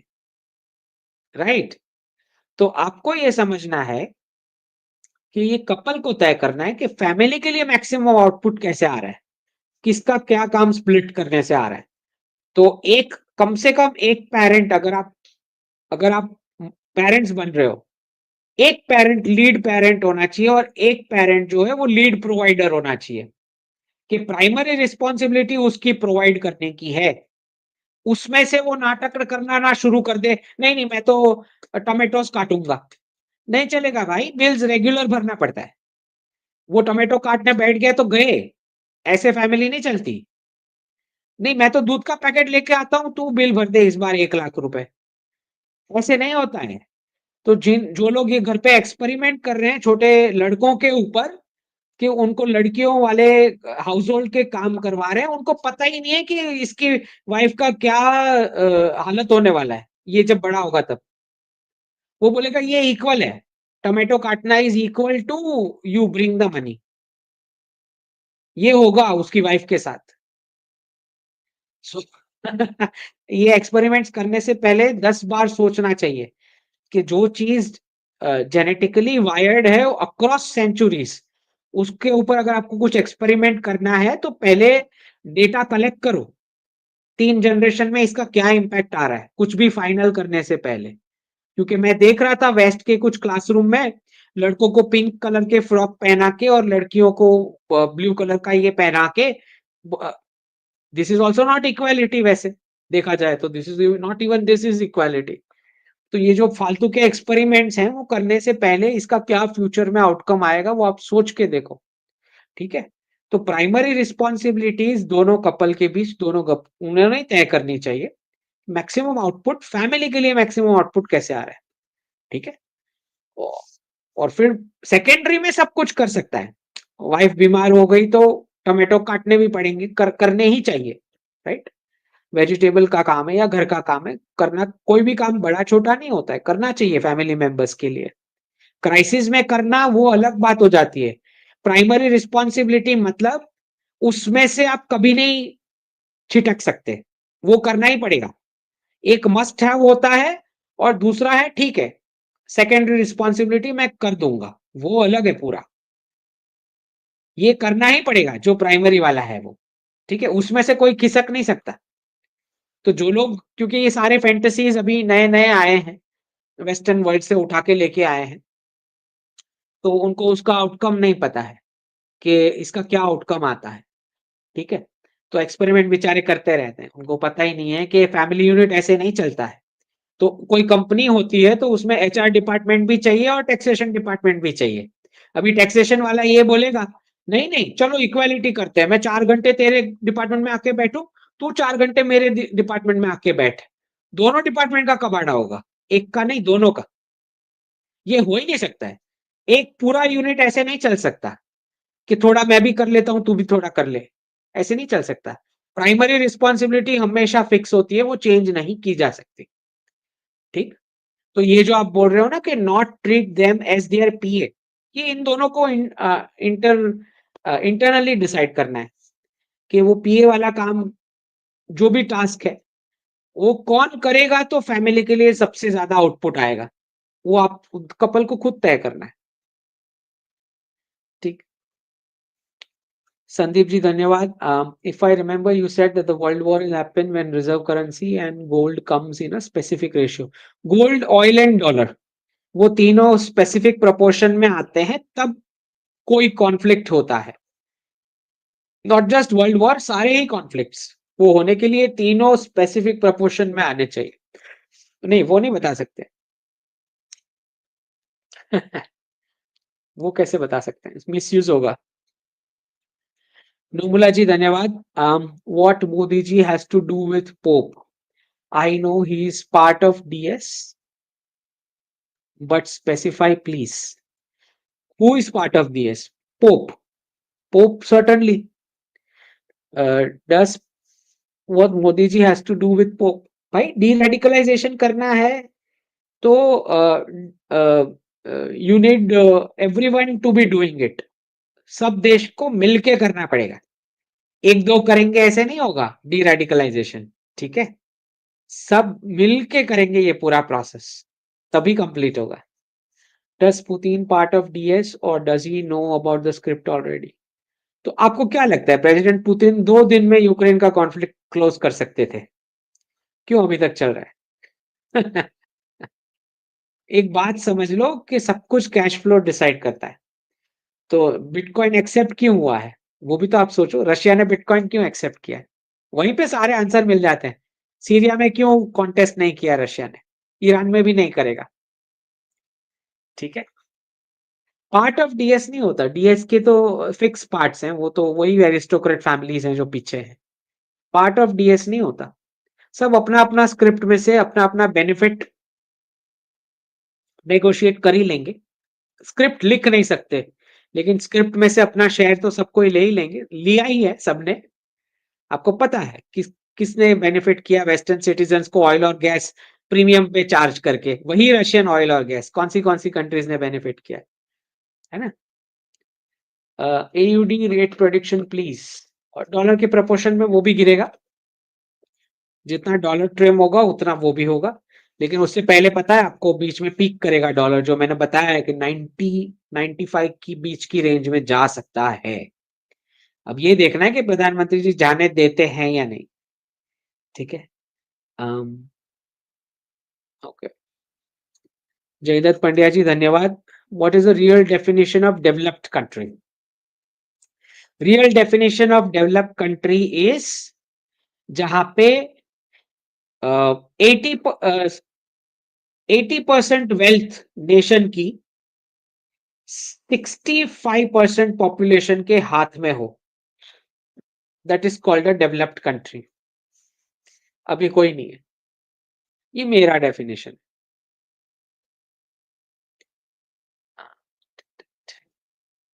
जयदत्त पंड्या जी धन्यवाद। What injustice was done to Surat in past and who did it?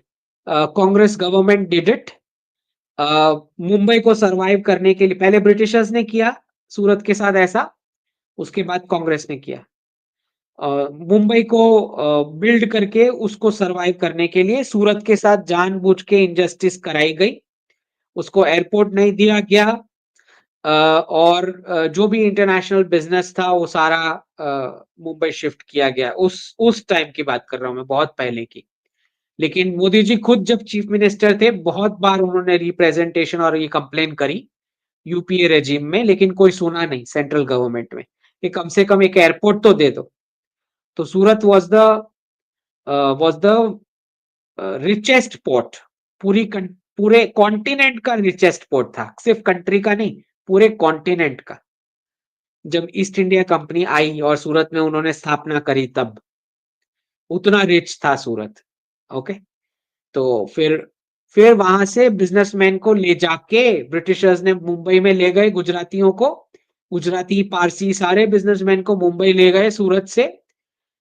फिर मुंबई जो है वो महाराष्ट्र को दे दिया गया 1947 के बाद, आई थिंक 50-60s के आसपास।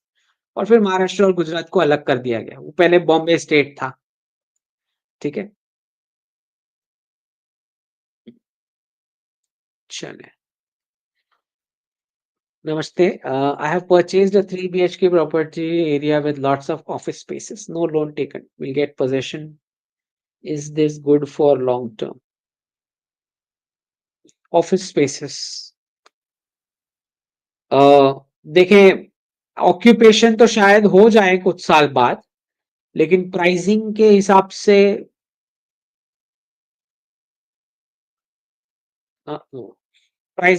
से मुझे नहीं लगता कोई एप्रिसिएशन मिलेगा। ठीक है, क्योंकि आपने अभी के प्राइसिंग में लिया होगा। भारतवर्षा जी धन्यवाद, जय Shri Ram. Why is there widespread negativity against Nirmala even among BJP supporters? देखिए, सबसे पहले तो वुमन होती है और फाइनेंस हैंडल करती है, तो उसको ऐसे ही शुरू हो जाते हैं सब। ठीक है, क्योंकि डाइजेस्ट नहीं हो रहा है बहुत सारे लोगों के कि क्यों और कोई नहीं मिला फाइनेंस मिनिस्ट्री में। ऐसा ऐसा लोगों को जनरल जेंडर बायस होता ही है। दूसरा ये देखना है कि कुछ कुछ आंसर्स भी जो उनके पब्लिक आंसर्स रहे वो शायद उतने कैलकुलेटेड तरीके से नहीं आए जैसे आने चाहिए। जैसा कोई ट्रेंड फाइनेंस मिनिस्टर आंसर करता है वैसे आंसर्स नहीं रहे उनके। तो कभी कभी मे बी लैंग्वेज के बैरियर के हिसाब से, या दिखता ऐसा है एटलीस्ट परसेप्शन के उतना सेंसिटिव नहीं लगता आंसर सुनने में। ऐसे लगता है कि वो सिंपथाइज नहीं करती किसी के साथ, ऐसा दिखने में ऐसा लग आ जाता है, मे बी लैंग्वेज बैरियर की वजह से या बॉडी लैंग्वेज की वजह से, जो भी है। शी डजंट मीन इट, लेकिन दिखता ऐसा है। तो आई थिंक वो वहां पे थोड़ा गैप है कि पब्लिक को कैसे एड्रेस करना है जब कोई क्वेश्चन पूछ रहा है। तो जरूरत नहीं है कि आंसर कॉम्बेटिव दिखे। ओके, वैसे आंसर दिया जा सकता है, तो वो फाइन ट्यूनिंग नहीं है। तो शायद वो भी एक रीजन हो सकता है। दूसरा, ऑलरेडी राइट विंग के अंदर जैसे कुछ लीडर्स हैं, जैसे सुब्बू स्वामी हैं जो सरकार के खिलाफ ही है, आप सब जानते हो। तो उनका जिस प्रकार से फाइनेंस मिनिस्ट्री के ऊपर पहले से उनका टारगेट रहता है, लेकिन ये मानना पड़ेगा कि ये फाइनेंस मिनिस्ट्री ने बहुत अच्छा परफॉर्म किया है। मतलब कोविड, यूक्रेन, सारे कॉन्फ्लिक्ट जितने भी है, राइट, इसके बावजूद, इतनी सारे चैलेंजेस के बावजूद सही से परफॉर्म किया है। तो पूरी इकोनॉमिक्स टीम ने किया है, सिर्फ निर्मला जी ने नहीं। बट उनको टारगेट किया जाता है। वैसे ही टैक्स लगाने वाला किसको पसंद आएगा? कल को कोई भी हो फाइनेंस मिनिस्टर, वो टैक्स की बात कर रहा है, तो किसी को क्या पसंद आना है उसमें? नहीं, नहीं पसंद लोगों को। ठीक है, ठीक है। कोई भी होता तो अप्रिशिएट नहीं होने वाला था, कोई और भी होता तो। जयदत्त जी धन्यवाद। Relation between Javier Milei and DOGE trying to save dollar. देखिए, हावियर मिले ने जो अर्जेंटीना में किया है, अ, उसको बहुत प्रेज किया जा रहा है ट्रम्प टीम के द्वारा, लेकिन मुझे पता है कि वो जाएगा उसके बाद क्या-क्या होना है। तो अमेरिकन कंपनीज को कॉन्ट्रैक्ट्स देने के लिए पूरी ब्यूरोक्रेसी साफ कर दी गई।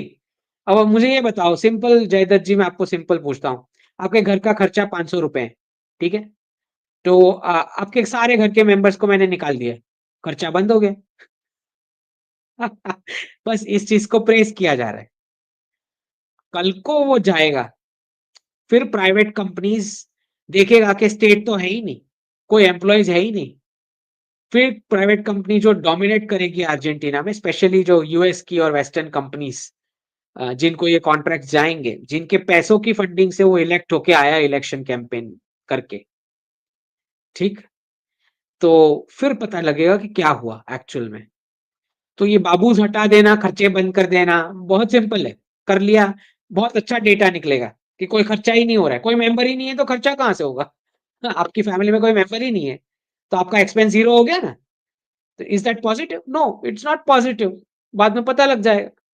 सो दैट इज व्हाट, अब डोजी वाले जो हैं उनको लगता है कि उसका टेम्पलेट यहाँ पे कॉपी करेंगे, मतलब मेंटली सिक है, उनको समझ में ही नहीं आया कि क्या हुआ। ओके, तो दोनों एक दूसरे की तारीफ कर रहे हैं, पर बाद में पता लगेगा कि क्या होना है। आयुष्मान जी धन्यवाद। New constitution in fourth term of Modi ji और in 2047? New constitution, fourth term, क्या वर्क शुरू हो सकता है? Maybe, at the end maybe. उसके लिए काफी ज्यादा कंसेंसस चाहिए कंट्री में। ऋषिकेश जी धन्यवाद। Future of HDFC ICICI bank jobs, digital रूपी के बाद पता लगे, पहले डिजिटल रूपी कैसे इंप्लीमेंट हो रहा है, उसके बाद इस पर कमेंट कर सकते हैं। ठीक है। राम दमदार जी धन्यवाद। Future prospect of oil and perfume business. Oil, edible oil की बात हो रही है, हेयर ऑयल की बात हो रही है। कंजम्पशन वाले चीजों में तो कोई प्रॉब्लम नहीं है। गॉड थंडर जी धन्यवाद। इज पेपे और सीनी स्क्रिप्ट राइटर? नो, नहीं, he is not. Sagnik Roy ji धन्यवाद। Lot of Indians moving to Germany for education और work while German economy is in free fall. Why is this happening? Lot of Indians moving for education. Education के लिए तो जाते ही हैं, क्योंकि दिमाग में वो कोलोनाइजेशन भरा पड़ा है कि वहां का कुछ ज्यादा ही अच्छा होगा करके। वर्क भी समझ में आता है, एजुकेशन खाली नाम की फीस भरिए, वर्क के लिए पैसे इकट्ठे करने जाते हैं। ठीक है, तो इकोनॉमी फ्री फॉल में है, वो बात सच है। Why is this happening? क्योंकि यहाँ पे उनको लग रहा है कि कोई अपॉर्चुनिटी नहीं मिलेगी, ऐसा वो सोच रहे हैं। तो वहां के कागज, डिग्री वाले ज्यादा काम आएंगे ऐसा सोच रहे हैं। कहीं के नहीं काम आने वाले कागज, डिग्री वाले 2030 के बाद। वेस्ट वाले तो बिल्कुल भी नहीं। अंकित तिवारी जी धन्यवाद। Please comment on the Bloomberg piece, double counting gold. हाँ, दिस वाज सम एडमिनिस्ट्रेटिव, कोई क्लरिकल एरर हुआ है उनका काउंटिंग में, जिससे डबल या ज्यादा इंपोर्ट काउंट हो गया है। और ड्यू टू न्यू मेथोडोलॉजी, ये मैंने नहीं पढ़ा है, लेकिन बोल रहे हैं कि कुछ एडमिनिस्ट्रेटिव एरर है काउंटिंग का। ठीक है, वो रेक्टिफाई करेंगे और क्या, उनको देखना चाहिए, ऐसा नहीं होना चाहिए। शिरीष जी धन्यवाद। What were the objectives of capitalist in French revolution, if any? Also how did DS destroy Japan's economy? Objectives of capitalist in French revolution, कोई भी रेवोल्यूशन हो या कोई भी कॉन्फ्लिक्ट हो, कैपिटलिस्ट का बहुत कॉमन ऑब्जेक्टिव होता है, वो फंड करते हैं कॉन्फ्लिक्ट को। They finance the war, they finance the revolution. और फ्रेंच सोसाइटी में मैं एग्जैक्ट हमारी सोसाइटी जैसा नहीं कहूंगा, लेकिन कंपैरेटिव आप बोल सकते हो। 3 लेयर्स थे, जैसे हमारे में क्षत्रिय, ब्राह्मण और शूद्र वैश्य बोला गया, बिल्कुल वैसे वहां पे 3 एस्टेट माने जाते थे। एक जो रॉयल्स वाला होता है वो, फिर एक जो क्लैरिक्स वाला, जो जिसका इक्विवेलेंट हमारा इक्विवेलेंट नहीं है, लेकिन रफ बोल सकते हो, ब्राह्मण। तो ये उनके जो 3 सेक्शन थे, उसमें से जो नीचे वाला सेक्शन था, उसको लगा कि कुछ बहुत ज्यादा उनके साथ जागतियां हो रही है। जो रॉयल्स हैं वो और क्लैरिक्स मिले हुए हैं, मतलब क्षत्रिय और ब्राह्मण मिलके उनका शोषण कर रहे हैं, ऐसा दिमाग में इनके बैठ गया। और फिर बहुत सारे दूसरे फैक्टर्स भी थे। तो इसमें बेसिकली जो बैंकर्स, फाइनेंसियर्स जो थे, एरिस्टोक्रेट फैमिलीज जो यूके बेस थी, क्योंकि तब यूके पावर हुआ करता था। ओके, तो उन्होंने अमेरिकन रेवोल्यूशन में भी इनसे पैसे बैंकर्स से लिए थे, और फ्रेंच में भी उनसे उनको पार्टिसिपेट कराया था। तो उन सब ने बेनिफिट किया इस रेवोल्यूशन का, क्योंकि बहुत सारे ऐसे लॉस थे जिससे जो मोनार्क वाली फैमिलीज जो थी, वो ज्यादा पॉलिसीज को चेंज नहीं होने दे रही थी, क्योंकि उनके बेनिफिट में थी पॉलिसीज। ठीक, वो हटवाने के लिए ये रिवॉल्यूशन को बैंकर्स ने इनडायरेक्टली फंड किया। ठीक है, ये बात अलग है कि फिर उनको वहां पे अमेरिकन रिवॉल्यूशन में भी पार्टिसिपेट कराया गया। दूसरा, how did DS destroy Japan economy? पता ही है, जापान को पहले दिन से ये लोग एक्सप्लॉइट कर रहे हैं। इनफैक्ट हिरोशिमा, नागासाकी, इनका काम ही है डिस्ट्रॉय करो, फिर रिकंस्ट्रक्शन के कॉन्ट्रैक्ट, फिर रिहेबिलिटेशन के कॉन्ट्रैक्ट्स, ये सब पता ही है आपको। तो सारे बॉम्ब डालने के बाद जापानीज लोगों को, हम तुम्हारा डिफेंस देखेंगे, हम तुमको वापस बिल्ड करेंगे, एक्सेट्रा एक्सेट्रा बोल के उनकी सारी पॉलिसीज को डोमिनेट किया गया। और जो आप 1991 का बता रहे हो, पहले तो प्लाजा एकॉर्ड वाला वाकया हुआ, जहां पे जबरदस्ती डिवैल्यूएशन कराई गई, राइट, डॉलर की। और उनको बोला गया कि तुम, उसी में तो इनका पूरा बर्थ रेट गया है काम करने में। ये जो जनरेशन जो 90s, 2000s और उससे पहले वाले 30-40 इयर्स में ही इनका बर्थ रेट गया। दोनों का बर्थ रेट डॉलर की वजह से गया, चाइना का और जापान का, दोनों का डॉलर की वजह से बर्थ रेट गया। इनको काम करा करा के, और इनको तो बोला ही गया था, जापानीज को तो काम करा करा के, राइट। जो अभी हमको जापान बहुत अच्छा लगता है, क्योंकि हम देख कितने डिसिप्लिन लोग हैं भाई, डिसिप्लिन नहीं। जिस कंट्री पे न्यूक्लियर गिरता है और फिर वापस उसने खड़े होना रहता है, उसको साइकोलॉजिकली कितना टॉर्चर उसने झेला होगा, उसकी सिविलाइजेशन ने, उसकी पॉपुलेशन ने, आप सोच के देख। हाँ, डिसिप्लिन बहुत अच्छा लगता है ना, वो डिसिप्लिन मार मार के आया है, वो डिसिप्लिन। ओके, साइकोलॉजी टॉर्चर करके, कि इतने घंटे काम करना है, स्टेप 1 स्टेप 2 क्लॉक की तरह घूमना है। ठीक है, तो सबसे ज्यादा बदमाश भारतीय लोग हैं। उसने सारे राइट्स अब्यूज किए हैं हमारे सिटीजन्स ने। कोई कोई चीज कुछ फॉलो ही नहीं करता, सारे मजे कर रहे हैं। कोई भी कंट्री में जाओगे ना, तो भारतीयों को शौक लगेगा, क्योंकि कुछ झेला ही नहीं हुआ उस टाइप का जो बाकी सबने झेला है। यहाँ तो 1947 से इतने मजे चल रहे हैं सबके, ना किसी ने ड्राइविंग का कुछ फॉलो करना, ना किसी ने कुछ भी फॉलो करना। सारे राइट्स ही चाहिए, ड्यूटीज की कोई बात ही नहीं। ये होता है जब इंडिपेंडेंस नेगोशिएट करके लेते हो ना, तब ये होता है। नेगोशिएट करके लिया है ना। अगर 1857 के रिवॉल्ट में इंडिपेंडेंस मिला होता ना, तो हम आज, आप और मैं इतने बदमाश नहीं होते जितने हैं। राइट, बिना हेलमेट के बाइक पे चले जाते हैं, इतने बदमाश नहीं होते हम। अगर वो एक्चुअल लड़ाई वाली से मिली होती आजादी, 1857 वाली, ये जो बदमाशी करके पार्टीशन, ये सब नेगोशिएट करके जो आजादी मिली ना, उसका कोई वैल्यू नहीं, तो सब एब्यूज कर रहे हैं सारी राइट्स। हर एक को कुछ ना कुछ राइट ही चाहिए, ड्यूटीज चाहिए ही नहीं किसी को। ओके, तो यही है, जापानीज इकोनॉमी को बहुत बहुत इन्होंने डैमेज किया, यूएस ने। मनस्वी यादव जी धन्यवाद। Su-57 F-35, do we need 5th generation fighter jet now? देखिए, मैं तो पहले बता दूं, मैं डिफेंस एक्सपर्ट नहीं हूं, बिल्कुल भी नहीं।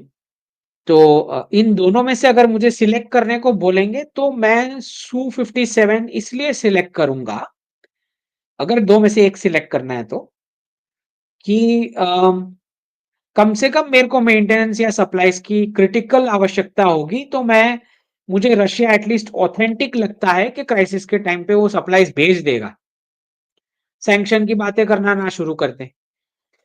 F-35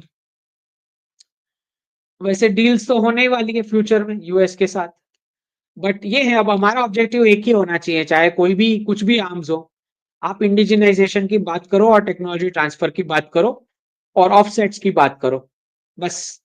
अर्जेंसी कोई नहीं है कि अभी का अभी चाहिए इसलिए कुछ कॉम्प्रोमाइज कर लो, ऐसा कुछ करने की जरूरत नहीं है। लेट्स वेट, हमारे टर्म्स पे होगा तो हम करेंगे, दैट्स ऑल। कोई क्राइसिस नहीं है, बिल्कुल कोई क्राइसिस नहीं है। तो कोई भी हड़बड़ी नहीं है कि चाहिए अभी के अभी ले लो, नहीं। हमारे टर्म्स पे होगा तो हम लेंगे जो भी चीज। Diwakar Pandey ji, mid term election क्या होगा यूएस? मिड टर्म तो होता ही है उनका हर बार। ट्रंप का जनादेश 4 साल का है, बिल्कुल। दूसरा प्रश्न कि अगले साल मार्केट कब गिर सकता है? ट्रंप के शपथ लेने के बाद। हाँ, वो तो ट्रंप ही गिरवाएंगे, जितनी भी बार गिरेगा प्रेसिडेंट ट्रंप बोलेंगे और गिरेगा। देखते हैं वो ऐसे स्टेप्स लेते हैं या नहीं जो बोल रहे हैं अभी तक, ड्रास्टिक स्टेप्स। ये जो आप, मुझे लगता है आप मिड टर्म इलेक्शन में थोड़े कंफ्यूज हो गए। मिड टर्म इलेक्शन उनका हर बार आता है। 4 साल का प्रेसिडेंट का टर्म होता है, 2 साल बाद मिड टर्म इलेक्शन होता ही है। उसमें स्टेट के गवर्नर्स इलेक्ट होते हैं और हाउस के मेंबर्स इलेक्ट होते हैं, ठीक है। तो हर बार आता है। उनका प्रेसिडेंट पोजीशन वैसे ही रहेगा पूरा 4 साल, लेकिन ये नंबर्स चेंज हो जाने से फिर उनका, अगर वो हार गए, नंबर्स नहीं आए रिपब्लिकन्स को मिड टर्म इलेक्शन में, तो फिर वो खाली सिटिंग डक प्रेसिडेंट है। वो बोलते रहेंगे, कोई कुछ सुनेगा नहीं। मनमोहन सिंह टाइप, अगर मिड टर्म में हार गए तो, ठीक है। एक तरह से चेक एंड बैलेंस का सिस्टम उन्होंने बिठा दिया कि मेन इलेक्शन के बाद, प्रेसिडेंशियल इलेक्शन के बाद 2 साल में मिड टर्म। आदित्य जी धन्यवाद। 6 to question why it's happening, gurdwaras are rich. हाँ, तो बहुत सारा कन्वर्जन पंजाब में हो रहा है, बिल्कुल राइस बैग वाला। और क्योंकि पंजाब में ऑलरेडी एक मेंटल कोलोनाइजेशन है कि बाहर ही जाना है, बाहर ही जाना है और वेस्ट ही जाना है। तो वेस्ट की क्रिश्चियनिटी को मॉडर्निटी के साथ उन्होंने मिक्स कर दिया है। यही चीज जो ईरानियंस के दिमाग में भी है कि शाह ऑफ ईरान जब थे तो ईरान कितना मॉडर्न था। तो उनकी मेमोरीज भी ऐसी है कि क्रिश्चियनिटी ही मॉडर्निटी है। पंजाब के साथ कुछ ऐसा ही है कि जाना है तो बाहर ही जाना है, कनाडा ही जाना है, ठीक है। तो उनको भी लगता है क्रिश्चियनिटी इज मॉडर्निटी, कहीं बैक ऑफ द माइंड। तो मिशनरीज वहां बहुत सक्सेसफुल है इसी वजह से।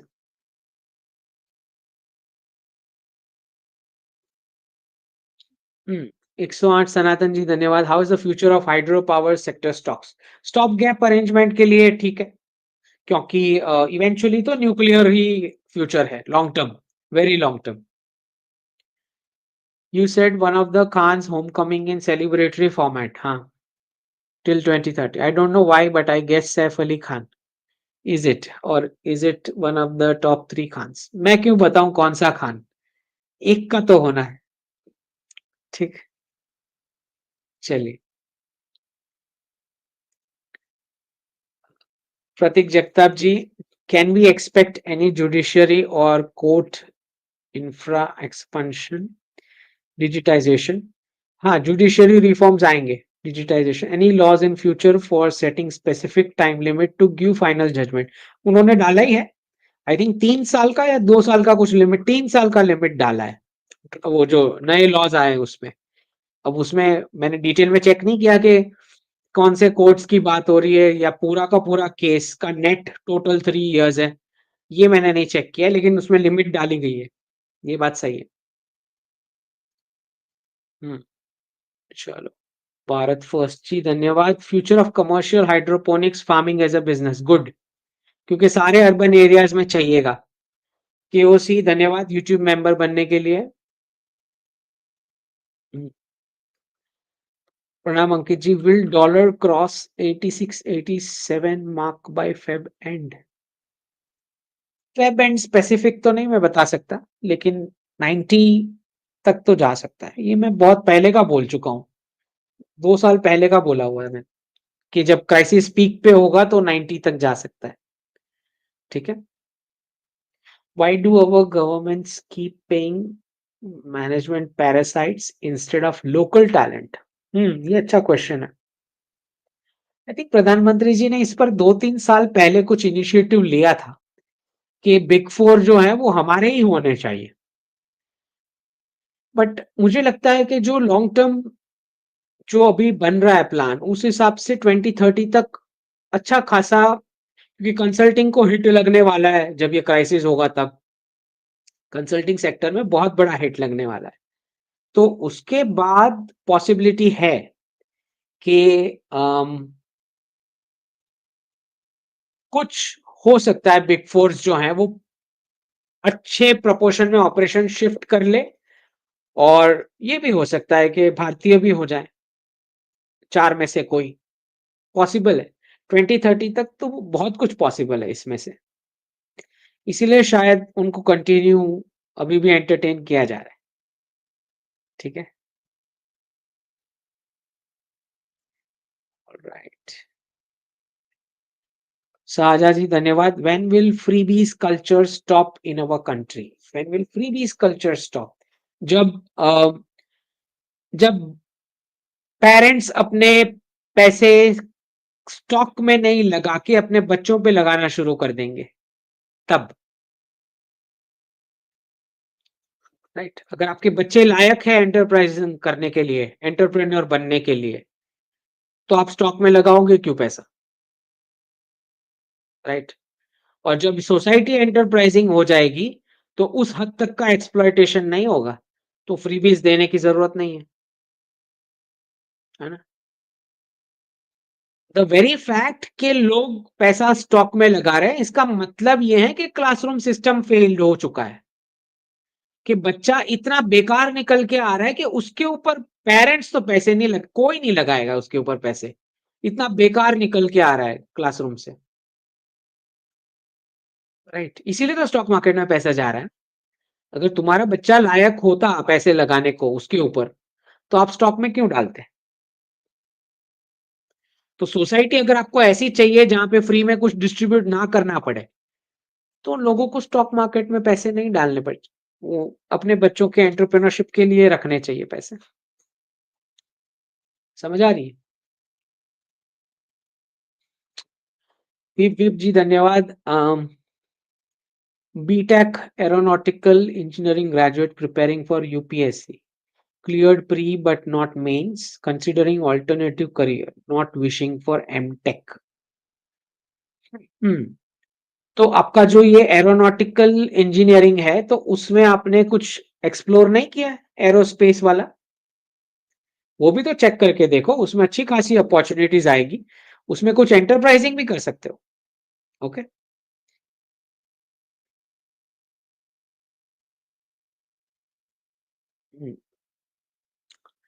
यूजी जी धन्यवाद। Thoughts on Broadcom stock, big company after Nvidia? Well, उसकी बैलेंस शीट आप चेक करो, एनुअल रेवेन्यूज कितना है और स्टॉक मार्केट का वैल्यूएशन कितना हो चुका है, लास्ट 3 साल का एनुअल प्रॉफिट्स क्या आ रहा है आफ्टर टैक्स, और स्टॉक मार्केट का वैल्यूएशन कितना है और वो प्रोपोर्शन क्या आ रहा है।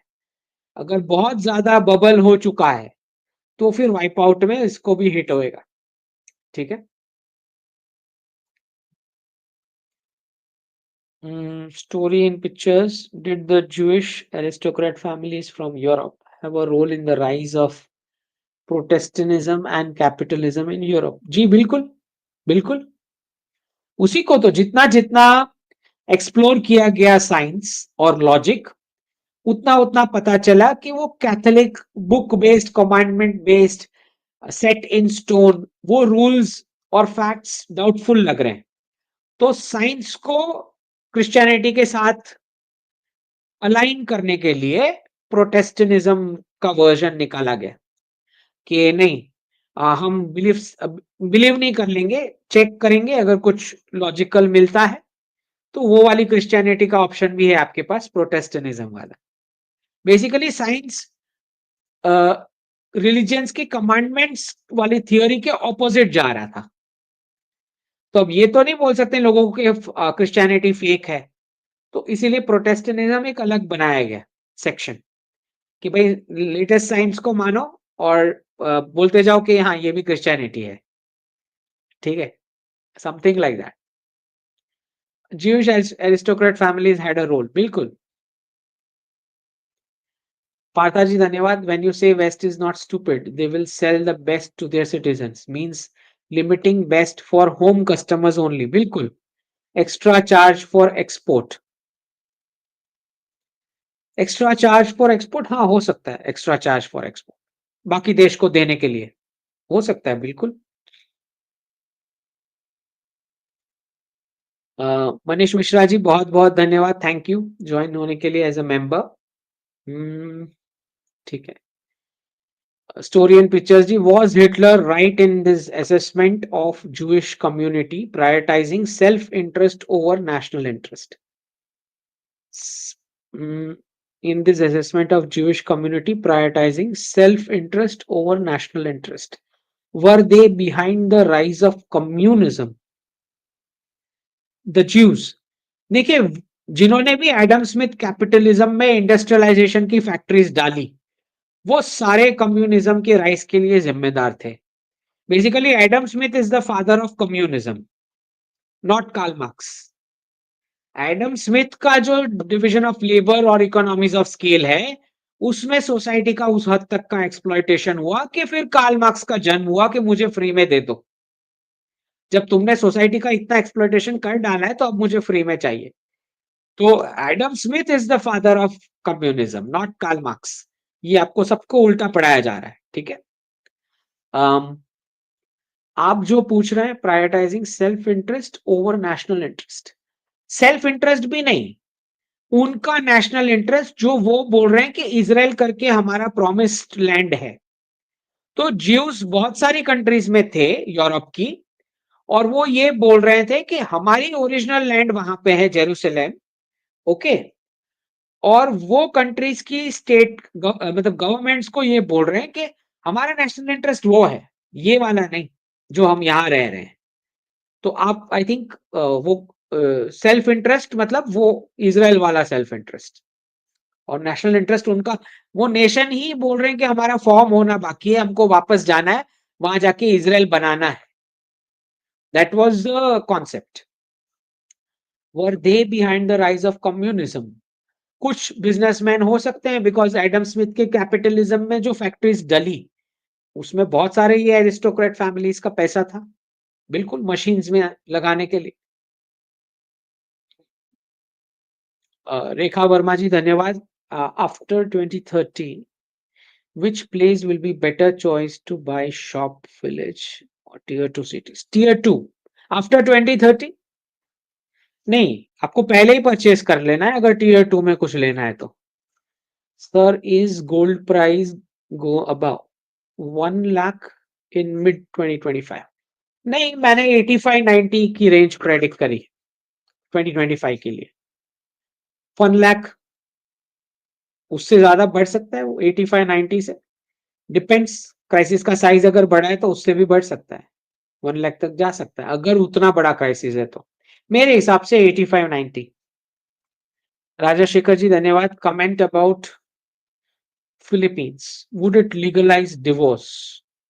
ये मैंने स्टडी नहीं किया है, I have not studied, sorry, नहीं पता है तो नहीं पता है। बॉडी बिल्डिंग जी धन्यवाद। I had a dream where you and I were a debate on geopolitical issues. It was after your last Friday live, maybe someday. मेरे साथ डिबेट कर रहे हैं। साकेत जी धन्यवाद। Few are saying Israel DS funds radicals in Kashmir. No, no, ऐसा कोई evidence नहीं है। चलिए, story and pictures. What are your expectations from the upcoming direct tax code? Will it reduce the tax burden on salaried class? कुछ तो relief मिलना चाहिए। Will taxes ever come down? बिल्कुल होना चाहिए इवेंचुअली। थोड़ा तो कम होना ही चाहिए सैलरीड पे। हाँ, रेखा वर्मा जी धन्यवाद। Rural population rise and tier 2 down after reset. नहीं, आफ्टर रीसेट टीयर 2 का वैल्यू भी बढ़ेगा, पॉपुलेशन भी बढ़ेगा वहां पे। हाँ, टीयर 1 में से कम होगा। हम्म, ठीक है। SRH जी धन्यवाद। What is the future of mining equipment manufacturing company based in UK? Mining equipment manufacturing company based in UK, it should be good as long as उनके क्लाइंट्स वेस्टर्न हो। Hmm, hmm. Story in pictures. Want to know your thoughts on Chandragupta Maurya converting to Jainism and Ashok to Buddhism? Why do these religions have so few adherents today? हाँ, क्योंकि सबसे पहले तो tough है। अगर आप Jainism, pure Jainism follow करने वाले, जो बहुत सारे जैन नहीं करते हैं, अगर वो प्योरेस्ट फॉर्म में श्रावक का धर्म अगर आप फॉलो करने वाले हैं तो बहुत टफ है, वेरी वेरी डिफिकल्ट। तो इसीलिए कम लोग। दूसरा, आपको ये समझना है कि जैनिज्म और बुद्धिज्म दोनों जो धर्म है वो आपको उस तरफ मिले। कहाँ मिले? गंगा। आपको जम्मू बेल्ट की गंगा वाले बैंक्स पे मिला जैनिज्म और बुद्धिज्म। और सिखिज्म और सनातन जो है वो आपको इंडस क्यू बैंक्स पे मिला, जम्मू बेल्ट के। तो उस तरफ पूरा शांति था, हिमालय का पूरा बैरियर था, तो कोई अटैक्स वटैक्स कुछ होना नहीं था वहां पे। तो शांति की लाइफ वाली थी। तो उसमें वो नॉन वायलेंस वाली सारी चीजें आप कर सकते हो उस रीजन में।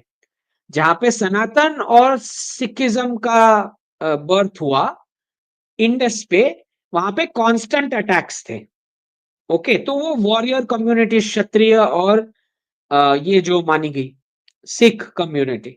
ओके, क्योंकि वहां पे कांस्टेंट अटैक्स चल रहे हैं।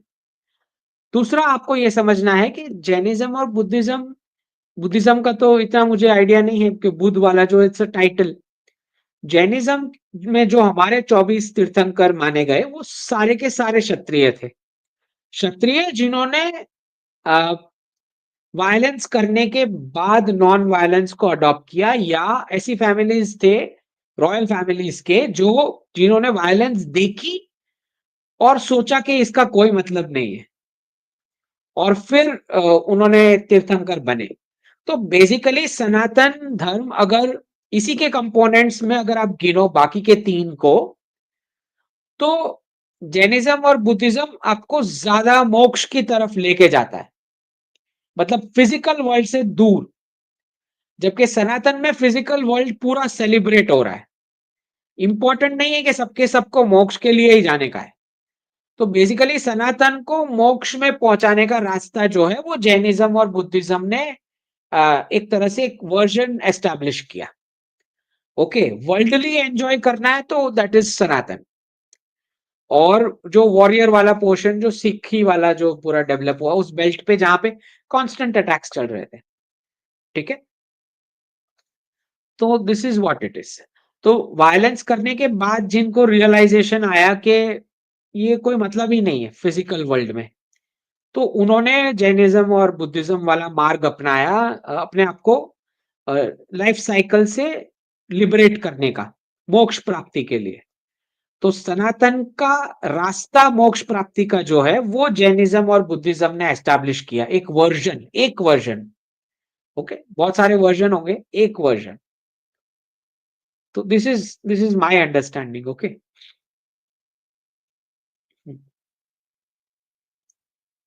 बॉडी बिल्डिंग जी धन्यवाद। Now that all Hindus are reclaiming temples, Mohan Bhagwat statement on we don't want, isn't this statement the one trying to divide Hindu votes? देखिए, हिंदू वोट्स डिवाइड करने के लिए तो बहुत सारी चीजें करी जाती है, अलग अलग चीजें।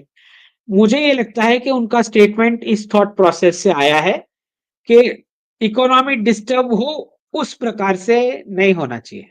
इंटेंट ये, पीछे इंटेंट ये होगा उनका, जो सही भी है एक तरीके से, कि पहले इकोनॉमिक स्ट्रेंथ गेन कर लो, फिर जो चाहे सब कुछ इंप्लीमेंट हो सकता है।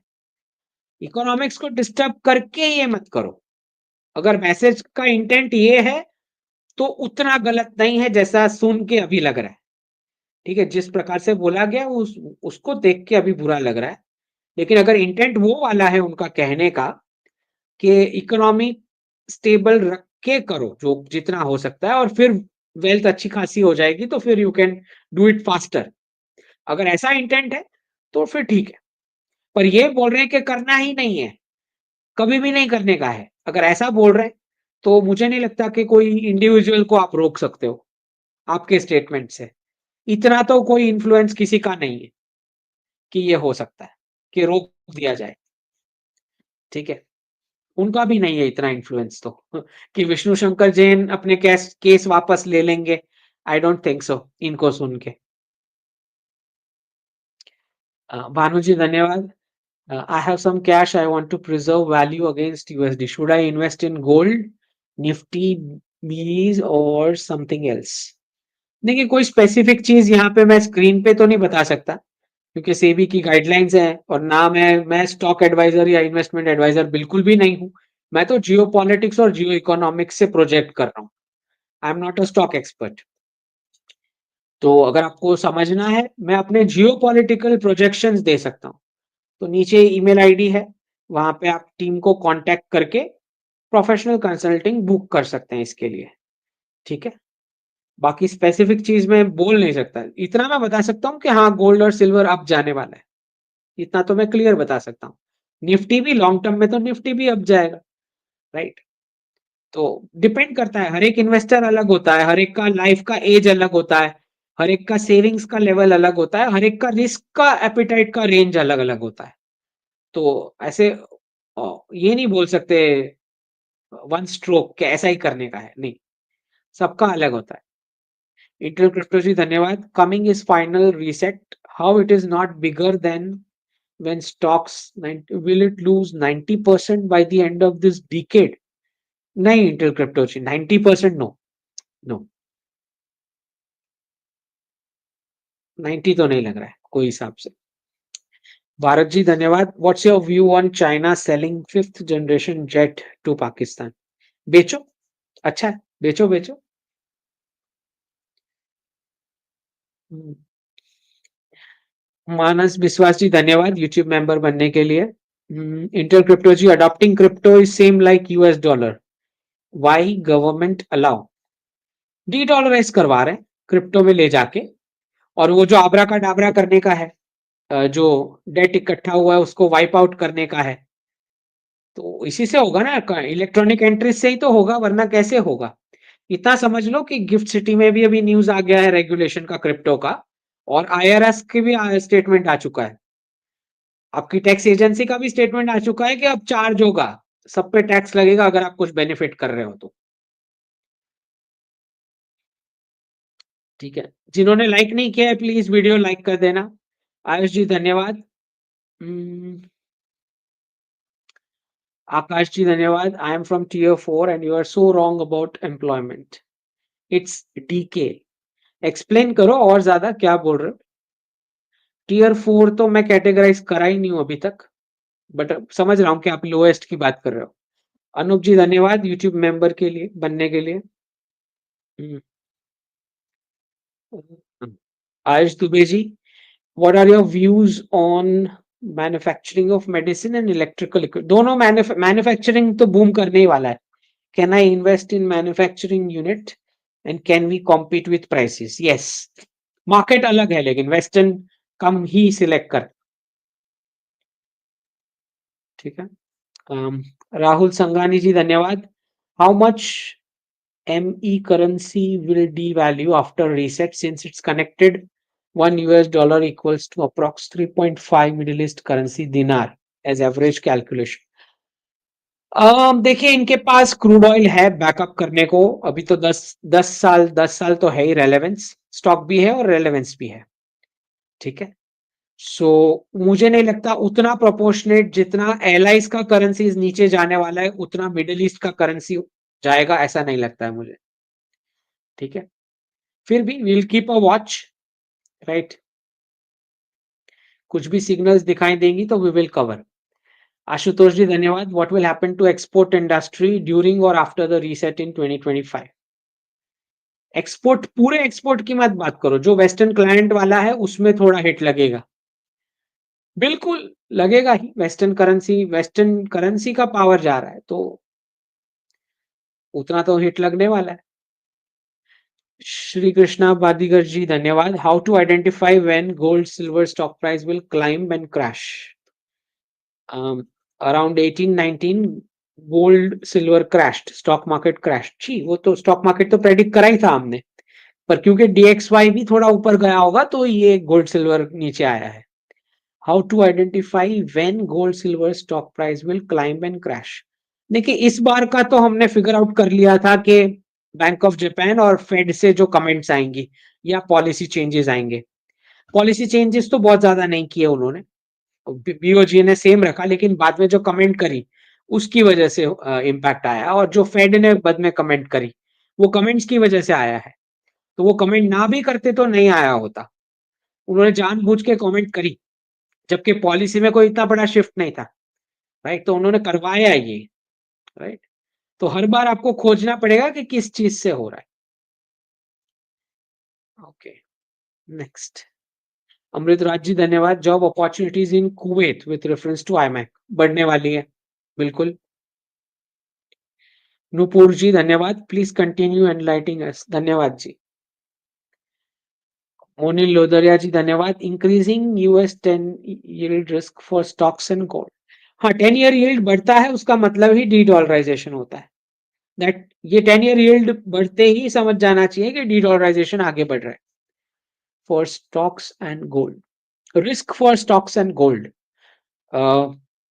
डॉलर जब पीक करेगा तब गोल्ड नीचे जाएगा थोड़ा, और स्टॉक्स पे जो क्राइसिस आएगा वो BOJ के जो रेट हाइक के बाद या डंपिंग के बाद ट्रेजरी के, तब, क्योंकि ये लोग इतना साफ बोल रहे हैं कि हम बिटकॉइन में पेमेंट करेंगे, तो जो लोग ट्रेजरी होल्ड करके बैठे हैं, जापान और चाइना जैसे देश, जापान के पास 1 ट्रिलियन प्लस का है ट्रेजरी, अब वो सुन रहा है कि ये मुझे बिटकॉइन में पेमेंट करने वाला है, तो अब कितना इंडिपेंडेंस है US से उसका, वो डिटरमाइन करेगा कि वो टाइम पे बेचेगा या नहीं। टाइम पे नहीं बेचा तो बिटकॉइन हाथ में रहेंगे और वो ये लोग सटक लेंगे अपना डेट वाइप आउट करा के। So that is what we are watching Japan के, वो क्या करता है, सिग्नल जब मिलेगा तभी करेगा, ठीक है। When to know ratio of gold to silver will become low? One can buy gold by selling silver already under ownership. दोनों ही अच्छे हैं, बेचने क्यों है, दोनों ही मेटल्स अच्छे हैं।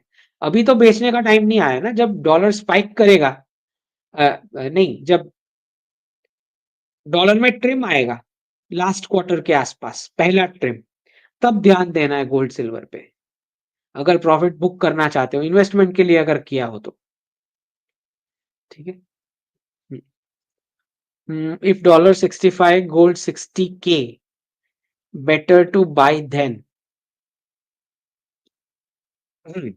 अगर डॉलर में इतना ट्रिम आया जितना आप बता रहे हो 65 जितना, तो गोल्ड में भी ट्रिम आएगा, वही बोल रहा हूं, तब ध्यान रखना है अगर बेच देना है तो, जिसको बेचना है। बाकी मैं सजेस्ट नहीं करता, गोल्ड 50 भी हो जाए तो भी नहीं बेचना है मेरे हिसाब से, क्योंकि डिजिटल करेंसीज आने वाली है, तो जिसके पास फिजिकल गोल्ड होगा उसको बहुत बाद में बेनिफिट होगा फ्यूचर में, तो गोल्ड 50 भी हो जाए तो नहीं बेचने का है,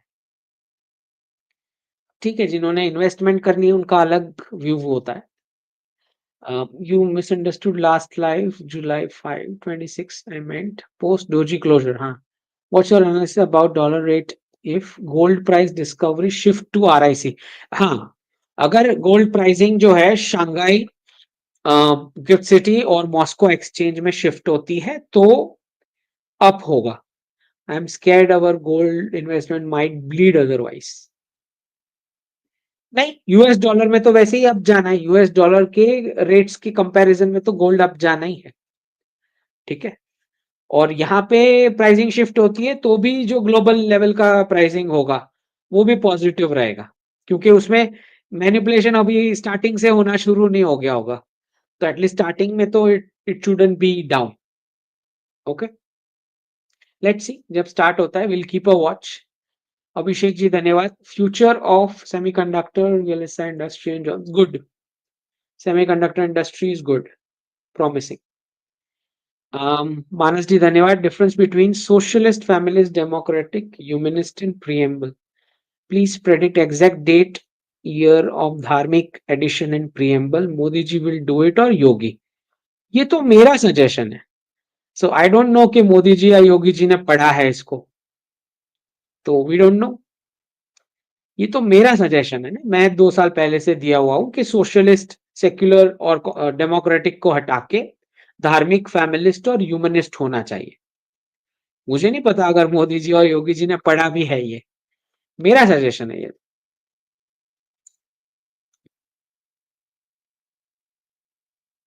विभव जी धन्यवाद। When would be the right time to sell property in tier 1 city? In tier 1 city immediate. अगर टीयर 1 में अगर बेचना चाहते हो, मतलब अभी जो प्राइसिंग चल रहा है वो सही चल रहा है, आगे डाउटफुल है वो प्राइसिंग।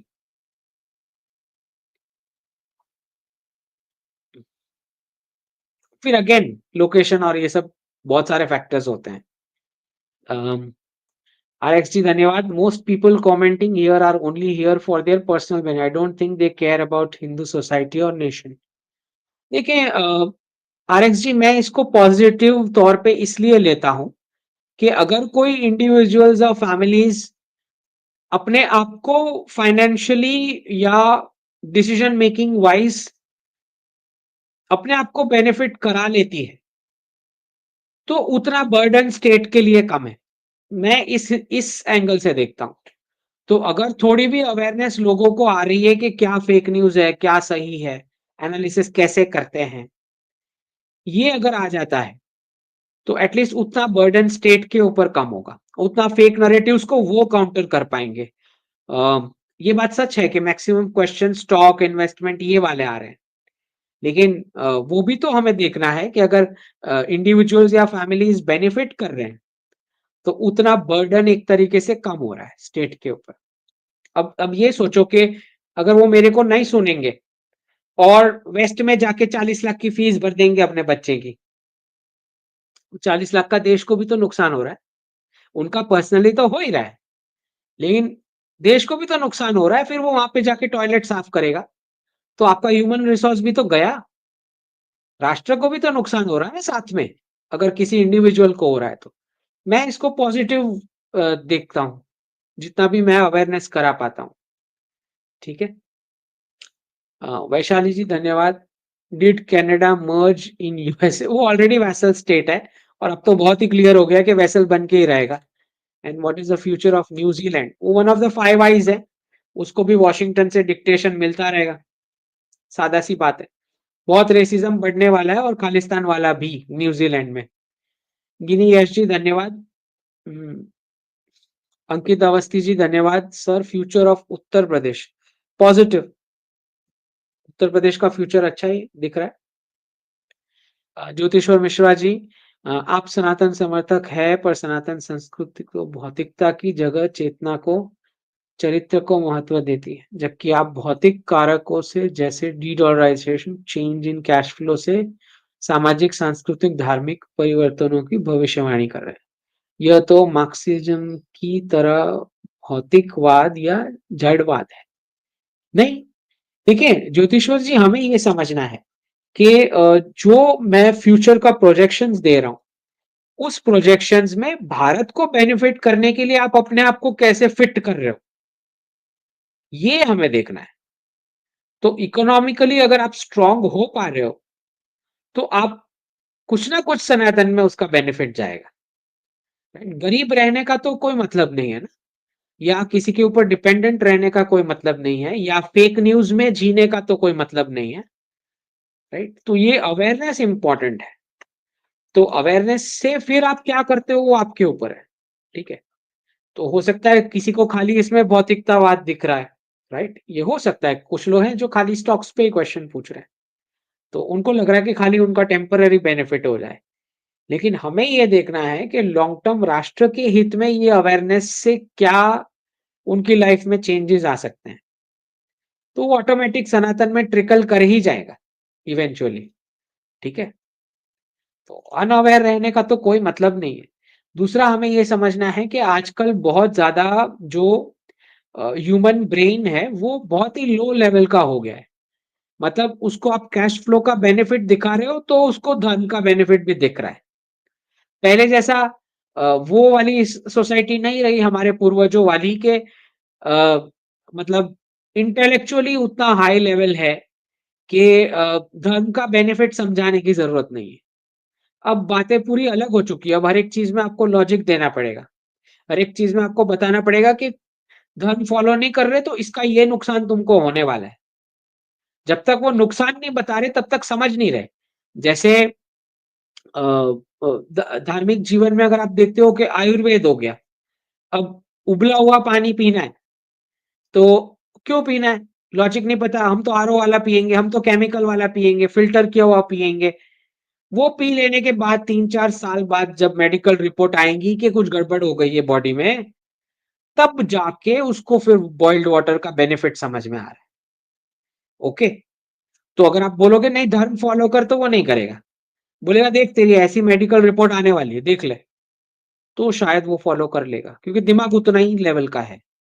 हमारे का सिर्फ हमारा प्रॉब्लम नहीं, पूरे प्लेनेट का ये प्रॉब्लम हो चुका है कि अगर कुछ कैश बेनिफिट दिख रहा है तो ठीक है, तो मैं देखता हूं, तो मैं सुनूंगा कि क्या बोलना चाह रहा है, वरना सुनना भी नहीं है। तो ये दिक्कत है। तो ओवरऑल इंटेलेक्चुअल लेवल कम हो चुका है प्लेनेट का, सिर्फ हमारी बात नहीं हो रही है। तो ये है, अब हकीकत है। वो ये वाली क्लासरूम में पढ़ोगे तो यही होगा, उसमें सरप्राइज होने वाली कोई बात ही नहीं है। यही होगा ना। पेरेंट्स को जब पेरेंटिंग नहीं पता है, जब मदर और फादर 5-5 घंटे फोन लेके बैठते हैं, फिर बच्चों को बोलते हैं कि ये फोन क्यों मांग रहा है, तो मतलब वो मेंटल लेवल पेरेंट्स का ही पेरेंटिंग गड़बड़ है। फिर बच्चों का ये निकालने का गलती कोई मतलब नहीं है, फिर क्या मतलब? तो यू हैव टू अंडरस्टैंड के क्या लेवल चल रहा है समाज का, दुनिया का। हम्म, ठीक है। वीर जी धन्यवाद। Are you married? No. Then when will you get married? हाँ, देखें, सबसे बड़ा मैटर है, मैं बता देता हूँ कि भाई मैं बॉडी लैंग्वेज रीड करता हूँ। तो बहुत सारे जितनी भी मीटिंग्स होती है तो उसमें पता लग जाता है कि जो झूठ होता है मुझे बिल्कुल साफ, मतलब मेरे फैमिली मेंबर्स का तो मैं वो बोलने से पहले पकड़ सकता हूँ कि ये झूठ दिमाग में बन रहा होता है तभी पकड़ लेता हूँ। तो ये दिक्कत है। जो पॉजिटिव है वही फिर वीकनेस भी हो जाती है ना, कि आपको दिख रहा है कि जो बोला जा रहा है वो शायद सच नहीं है। तो या गर्ल कुछ अलग बोल रही है, पेरेंट्स कुछ अलग ही बोल रहे हैं। ऐसे सारे ये साइकिक बेनिफिट होता है, उसका नुकसान भी होता है। जो मेरा ये बॉडी लैंग्वेज रीड करने का जो स्किल है नेचुरली, उसका नुकसान है। How many children are you planning? हाँ, शादी तो हो जाए। Should rich Sanatanis have? हाँ बिल्कुल। रिच वाले अगर फाइट एंड नहीं करना है तो कम से कम गरीब वालों को स्पॉन्सर करना तो शुरू करो। मैं ये बोल रहा हूँ, अगर आप रिच वाले हैं जो एक दो ही बच्चे करने चाह रहे हैं, तो आप गरीबों को ढूंढो ना जो बर्थ देना चाह रहे हैं, उनको इंसेंटिव दो। ये तो कर सकते हो। ठीक है, चलिए। उल्लास जी धन्यवाद। When do you think एडु reforms will come? Education reforms तो थोड़े थोड़े चल ही रहे। एनईपी है, फिर आईकेएस है, वो तो वर्क चल रहा है। Government removing no detention policy, हाँ वो भी अच्छा है। नहीं नहीं, अच्छा है वो। फालतू का बस आगे आगे पास किए जा रहे थे बिना बेवजह। जब स्किल आता ही नहीं और उसको ऐसे ही पास कर दिया तो क्या मतलब है उसका? रेखा जी धन्यवाद। ₹1 इक्वल टू 77 mg गोल्ड, ये क्या है? Milligram gold, ₹1 777। ये क्या है? अरिथमेटिक का पजल भेज रहे हैं, अभी 2 घंटे हो गए। चलें नेक्स्ट क्वेश्चन। रुद्र जी धन्यवाद। Why DS toolkit like Subramanian Swamy will still captain BJP? ये तो मुझे भी नहीं पता, बट आई थिंक क्या फर्क पड़ता है, मतलब ठीक है अंदर रह के क्रिटिसाइज कर रहे हैं वो, आई डोंट नो कि ये कोई कंट्रीब्यूशन हुआ, मुझे नहीं लगता ये कोई कंट्रीब्यूशन है, बट अंदर रह के क्रिटिसाइज कर रहे हैं वो। तो खुद क्यों नहीं चले जाते बीजेपी छोड़ के? गिनी यश जी धन्यवाद। हम्म, आकाश जी धन्यवाद। Germany 2 goals after US, now China is 3। अच्छा, चलो। नमांक जी धन्यवाद। Sir please tell us UPSC is good for us to pursue और not, one of the confuse youngster और a product of modern education system? देखिए यूपीएससी में एब्जॉर्प्शन का ratio कितना है ये चेक करो। मुझे नहीं पता आप कैसे परफॉर्मर हो, आपका क्लियर होगा या नहीं ये नहीं पता मुझे, पर मैं ये बोल रहा हूँ एब्जॉर्प्शन रेट ही कितना है। कुछ एंटरप्राइजिंग ट्राई कर लो, यंग हो तो इसमें देते रहोगे, फिर नहीं अगर क्रैक हुआ तो। Intel crypto ji, RL USD CBDC there won't be US debt right on it. हो सकता है आरएल यूएसडी भी लेके आ रहे हैं, सब कुछ नया नया ट्राई कर रहे हैं वो। श्रीकर रेड्डी जी धन्यवाद मेंबर बनने के लिए। um, बाप रे और कितने हैं, बहुत सारे क्वेश्चन हैं, जस्ट होल्ड ऑन।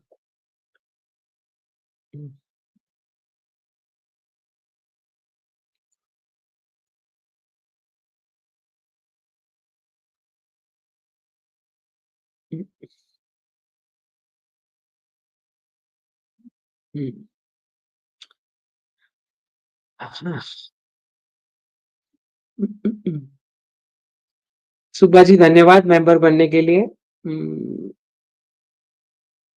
ऋषिकेश जी धन्यवाद। Please answer future of jobs in Indian bank HDFC. बताया ना मैंने, आप डिजिटल रूपी जो है वो कैसे पुश हो रहा है, किस प्रक्रिया से पुश हो रहा है, उसके बाद बता पाएंगे कि अच्छा है या नहीं। वामसी जी धन्यवाद। You heard Dharmasthala temple model? जी बिल्कुल। अलग अलग ईशा फाउंडेशन है, फिर गुरुकुल्स भी अलग अलग प्रकार के हैं, श्री श्री जी का है, फिर पतंजलि का भी गुरुकुल है, तो ये सारे हमें स्टडी करने होंगे। सुरेंद्र शेट्टी जी धन्यवाद। Right time to invest in crypto for short term? Short term correct. Regulation आना शुरू हो जाए उससे पहले, एग्जिट करना पता होना चाहिए कब करने का है। बीका जी धन्यवाद। UFOs hoax, why DS not moving to Australia? Property in Calicut, हाँ यूएफओ का स्टोरी हो सकता है, पॉसिबल है। Why DS not moving to Australia, नहीं उस पर तो इनडायरेक्ट कंट्रोल है ही उनका। प्रॉपर्टी इन कैलिकट टीयर 2 के लिए कोई प्रॉब्लम नहीं है, बट अगेन लोकेशन है, बिल्डिंग है, लैंड है, या कैसे है, वो सब बहुत कुछ फैक्टर्स होते हैं। समुदा जी धन्यवाद। We need a dharmic platform for shastra to filter out karmic gurus, establish connection of silence math science math arts। बिल्कुल बिल्कुल संबुदा जी बिल्कुल सही बता रहे हैं, एक प्लेटफॉर्म होना चाहिए, आप बनाओ। इंटेल क्रिप्टो जी धन्यवाद। इन 29 2008 स्टॉक्स लॉस्ट 90 एंड 54%। 90 वाला तो मुझे नहीं लग रहा है, इतना मैं आपको बता सकता हूँ। श्रेय पटेल जी धन्यवाद। Any suggestions to start export import business with less investment as broker then expand my business in Dubai later moving? हाँ लेस इन्वेस्टमेंट, हाँ प्रोडक्ट देख लो ना, प्रोडक्ट के ऊपर डिपेंड करता है, प्रोडक्ट और सर्विस के ऊपर कि किस लेवल का बजट लगेगा इसके लिए, है ना। पहले स्टडी कर लो आप जो कस्टमर मार्केट को सर्व करना चाह रहे हो। सुरेश यादव जी धन्यवाद। Should I sell plot and buy agriculture land? Agriculture land बिल्कुल, पर 2030 के बाद प्रॉफिट देगी ये मैं बता दूं।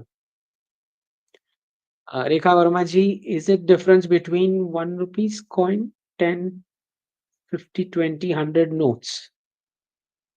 Is it difference between, मतलब is 1 rupees is government of India property and notes are RBI property? नहीं नहीं सारी बैक्ड है, चाहे जीओआई ने बैक करी हो या आरबीआई ने बैक करी हो, उससे कोई फर्क नहीं पड़ता, वैसे ही सारी डिजिटल फॉर्मेट में आ जाएगी। मावरिक जी धन्यवाद. 3 by 2029. By that logic, there will be constant dips in stock market even after 2025. नहीं, ऐसा जरूरी नहीं है. हमारे मार्केट में कांस्टेंट डिप्स आए टिल 2029, ऐसा जरूरी नहीं है. What will be approx Nifty value 2029? Too early to say. Too early, क्योंकि उसका स्ट्रक्चर भी चेंज हो चुका होगा. यहाँ युवा शादी नहीं कर रहे because of government jobs carry. Reason है सबके पास अपने, वैलिड भी है. पार्थ जी धन्यवाद. People criticising Modi ji on X that there are no lateral hires in GOI. Aren't Sanjeev Sanyal, Shamika Ravi are like lateral hires? हाँ, टैलेंटेड अगर आप डायरेक्ट हायर करते हो is as good as lateral hiring. सही बात. ऋत्विक जी धन्यवाद. Incentivise gutkha cigarette companies make medicine. इनको incentivise करना चाहिए मेडिसिन बनाने के लिए, ऐसा बोल रहे हो? अच्छा, देखेंगे, चलो. अभिषेक जी धन्यवाद. Sir you suggest keep gold, what about SGB? SGB भी अच्छा है, लेकिन उसमें लॉक इन है ना 8 साल का. बारबरिका समृद्धि जी धन्यवाद. Will West Bengal be the next Kashmir? Already बन चुका है. पूछना क्या है, ऑलरेडी बन चुका है. ये तो कब का वॉर्न करा हुआ था. ऋत्विक जी धन्यवाद. You need make people realise we don't get 24 tropical fruit in west in air. What imperialism is and Marxism, fascism, liberalism are from modernity. कैसे वेस्ट एंजॉय कर रहा है, वो वही तो बताना है ना कि सब सारी कंट्रीज का बेस्ट आपसे परचेस करके वो लेके चले जाते हैं, और उनका जो बेस्ट होता है वो अगर आपको टेस्ट भी करना है तो वहां तक जाना है. यहाँ से पैक करवा के साफ करके लेके जाते हैं परचेसिंग पावर की वजह से. द ब्लैंक जी धन्यवाद. Okay. Burdwan West Bengal. Which skill should I focus on for learning? Like you said certificate वो नो लॉन्गर बी यूज. हाँ, जो भी डोमेन में आपको काम करने का है उसमें लेटेस्ट स्किल्स क्या है वो सीखना ज्यादा जरूरी है. तो कौन से डोमेन में आपको वर्क करना है पहले वो फाइनलाइज करो.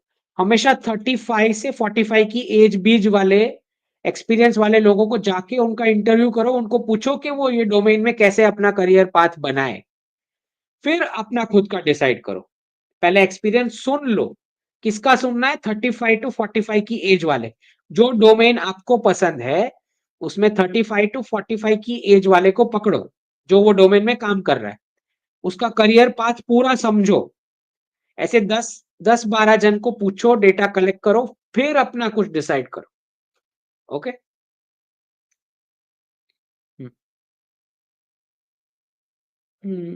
कल्पित जी धन्यवाद. आपसे लोग इतना प्रेम करते हैं, आपकी बातों से बहुत लोग प्रभावित है. आपसे जितना सुनो सीखो कम है. इतने क्वेश्चंस इसलिए जी. जी धन्यवाद. ट्राई कर रहे हैं आंसर करने की.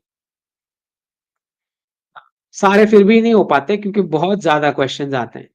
ऋत्विक जी धन्यवाद. Can make medicine from tobacco? हाँ बिल्कुल. ये रिसर्च कभी हुआ नहीं है, होना चाहिए. बैन गुटखा बीड़ी बैन तो नहीं होगा ना, उनको टैक्स अच्छा मिलता है. जो भी ऐसी चीजें होती है उस पर टैक्स अच्छा मिलता है. क्या बोल रहे हैं Saket ji? Cookery even they are in delusion. Okay, चलो. Let me see. I think that's all for the day. जय हिंद, जय जिनेन्द्र.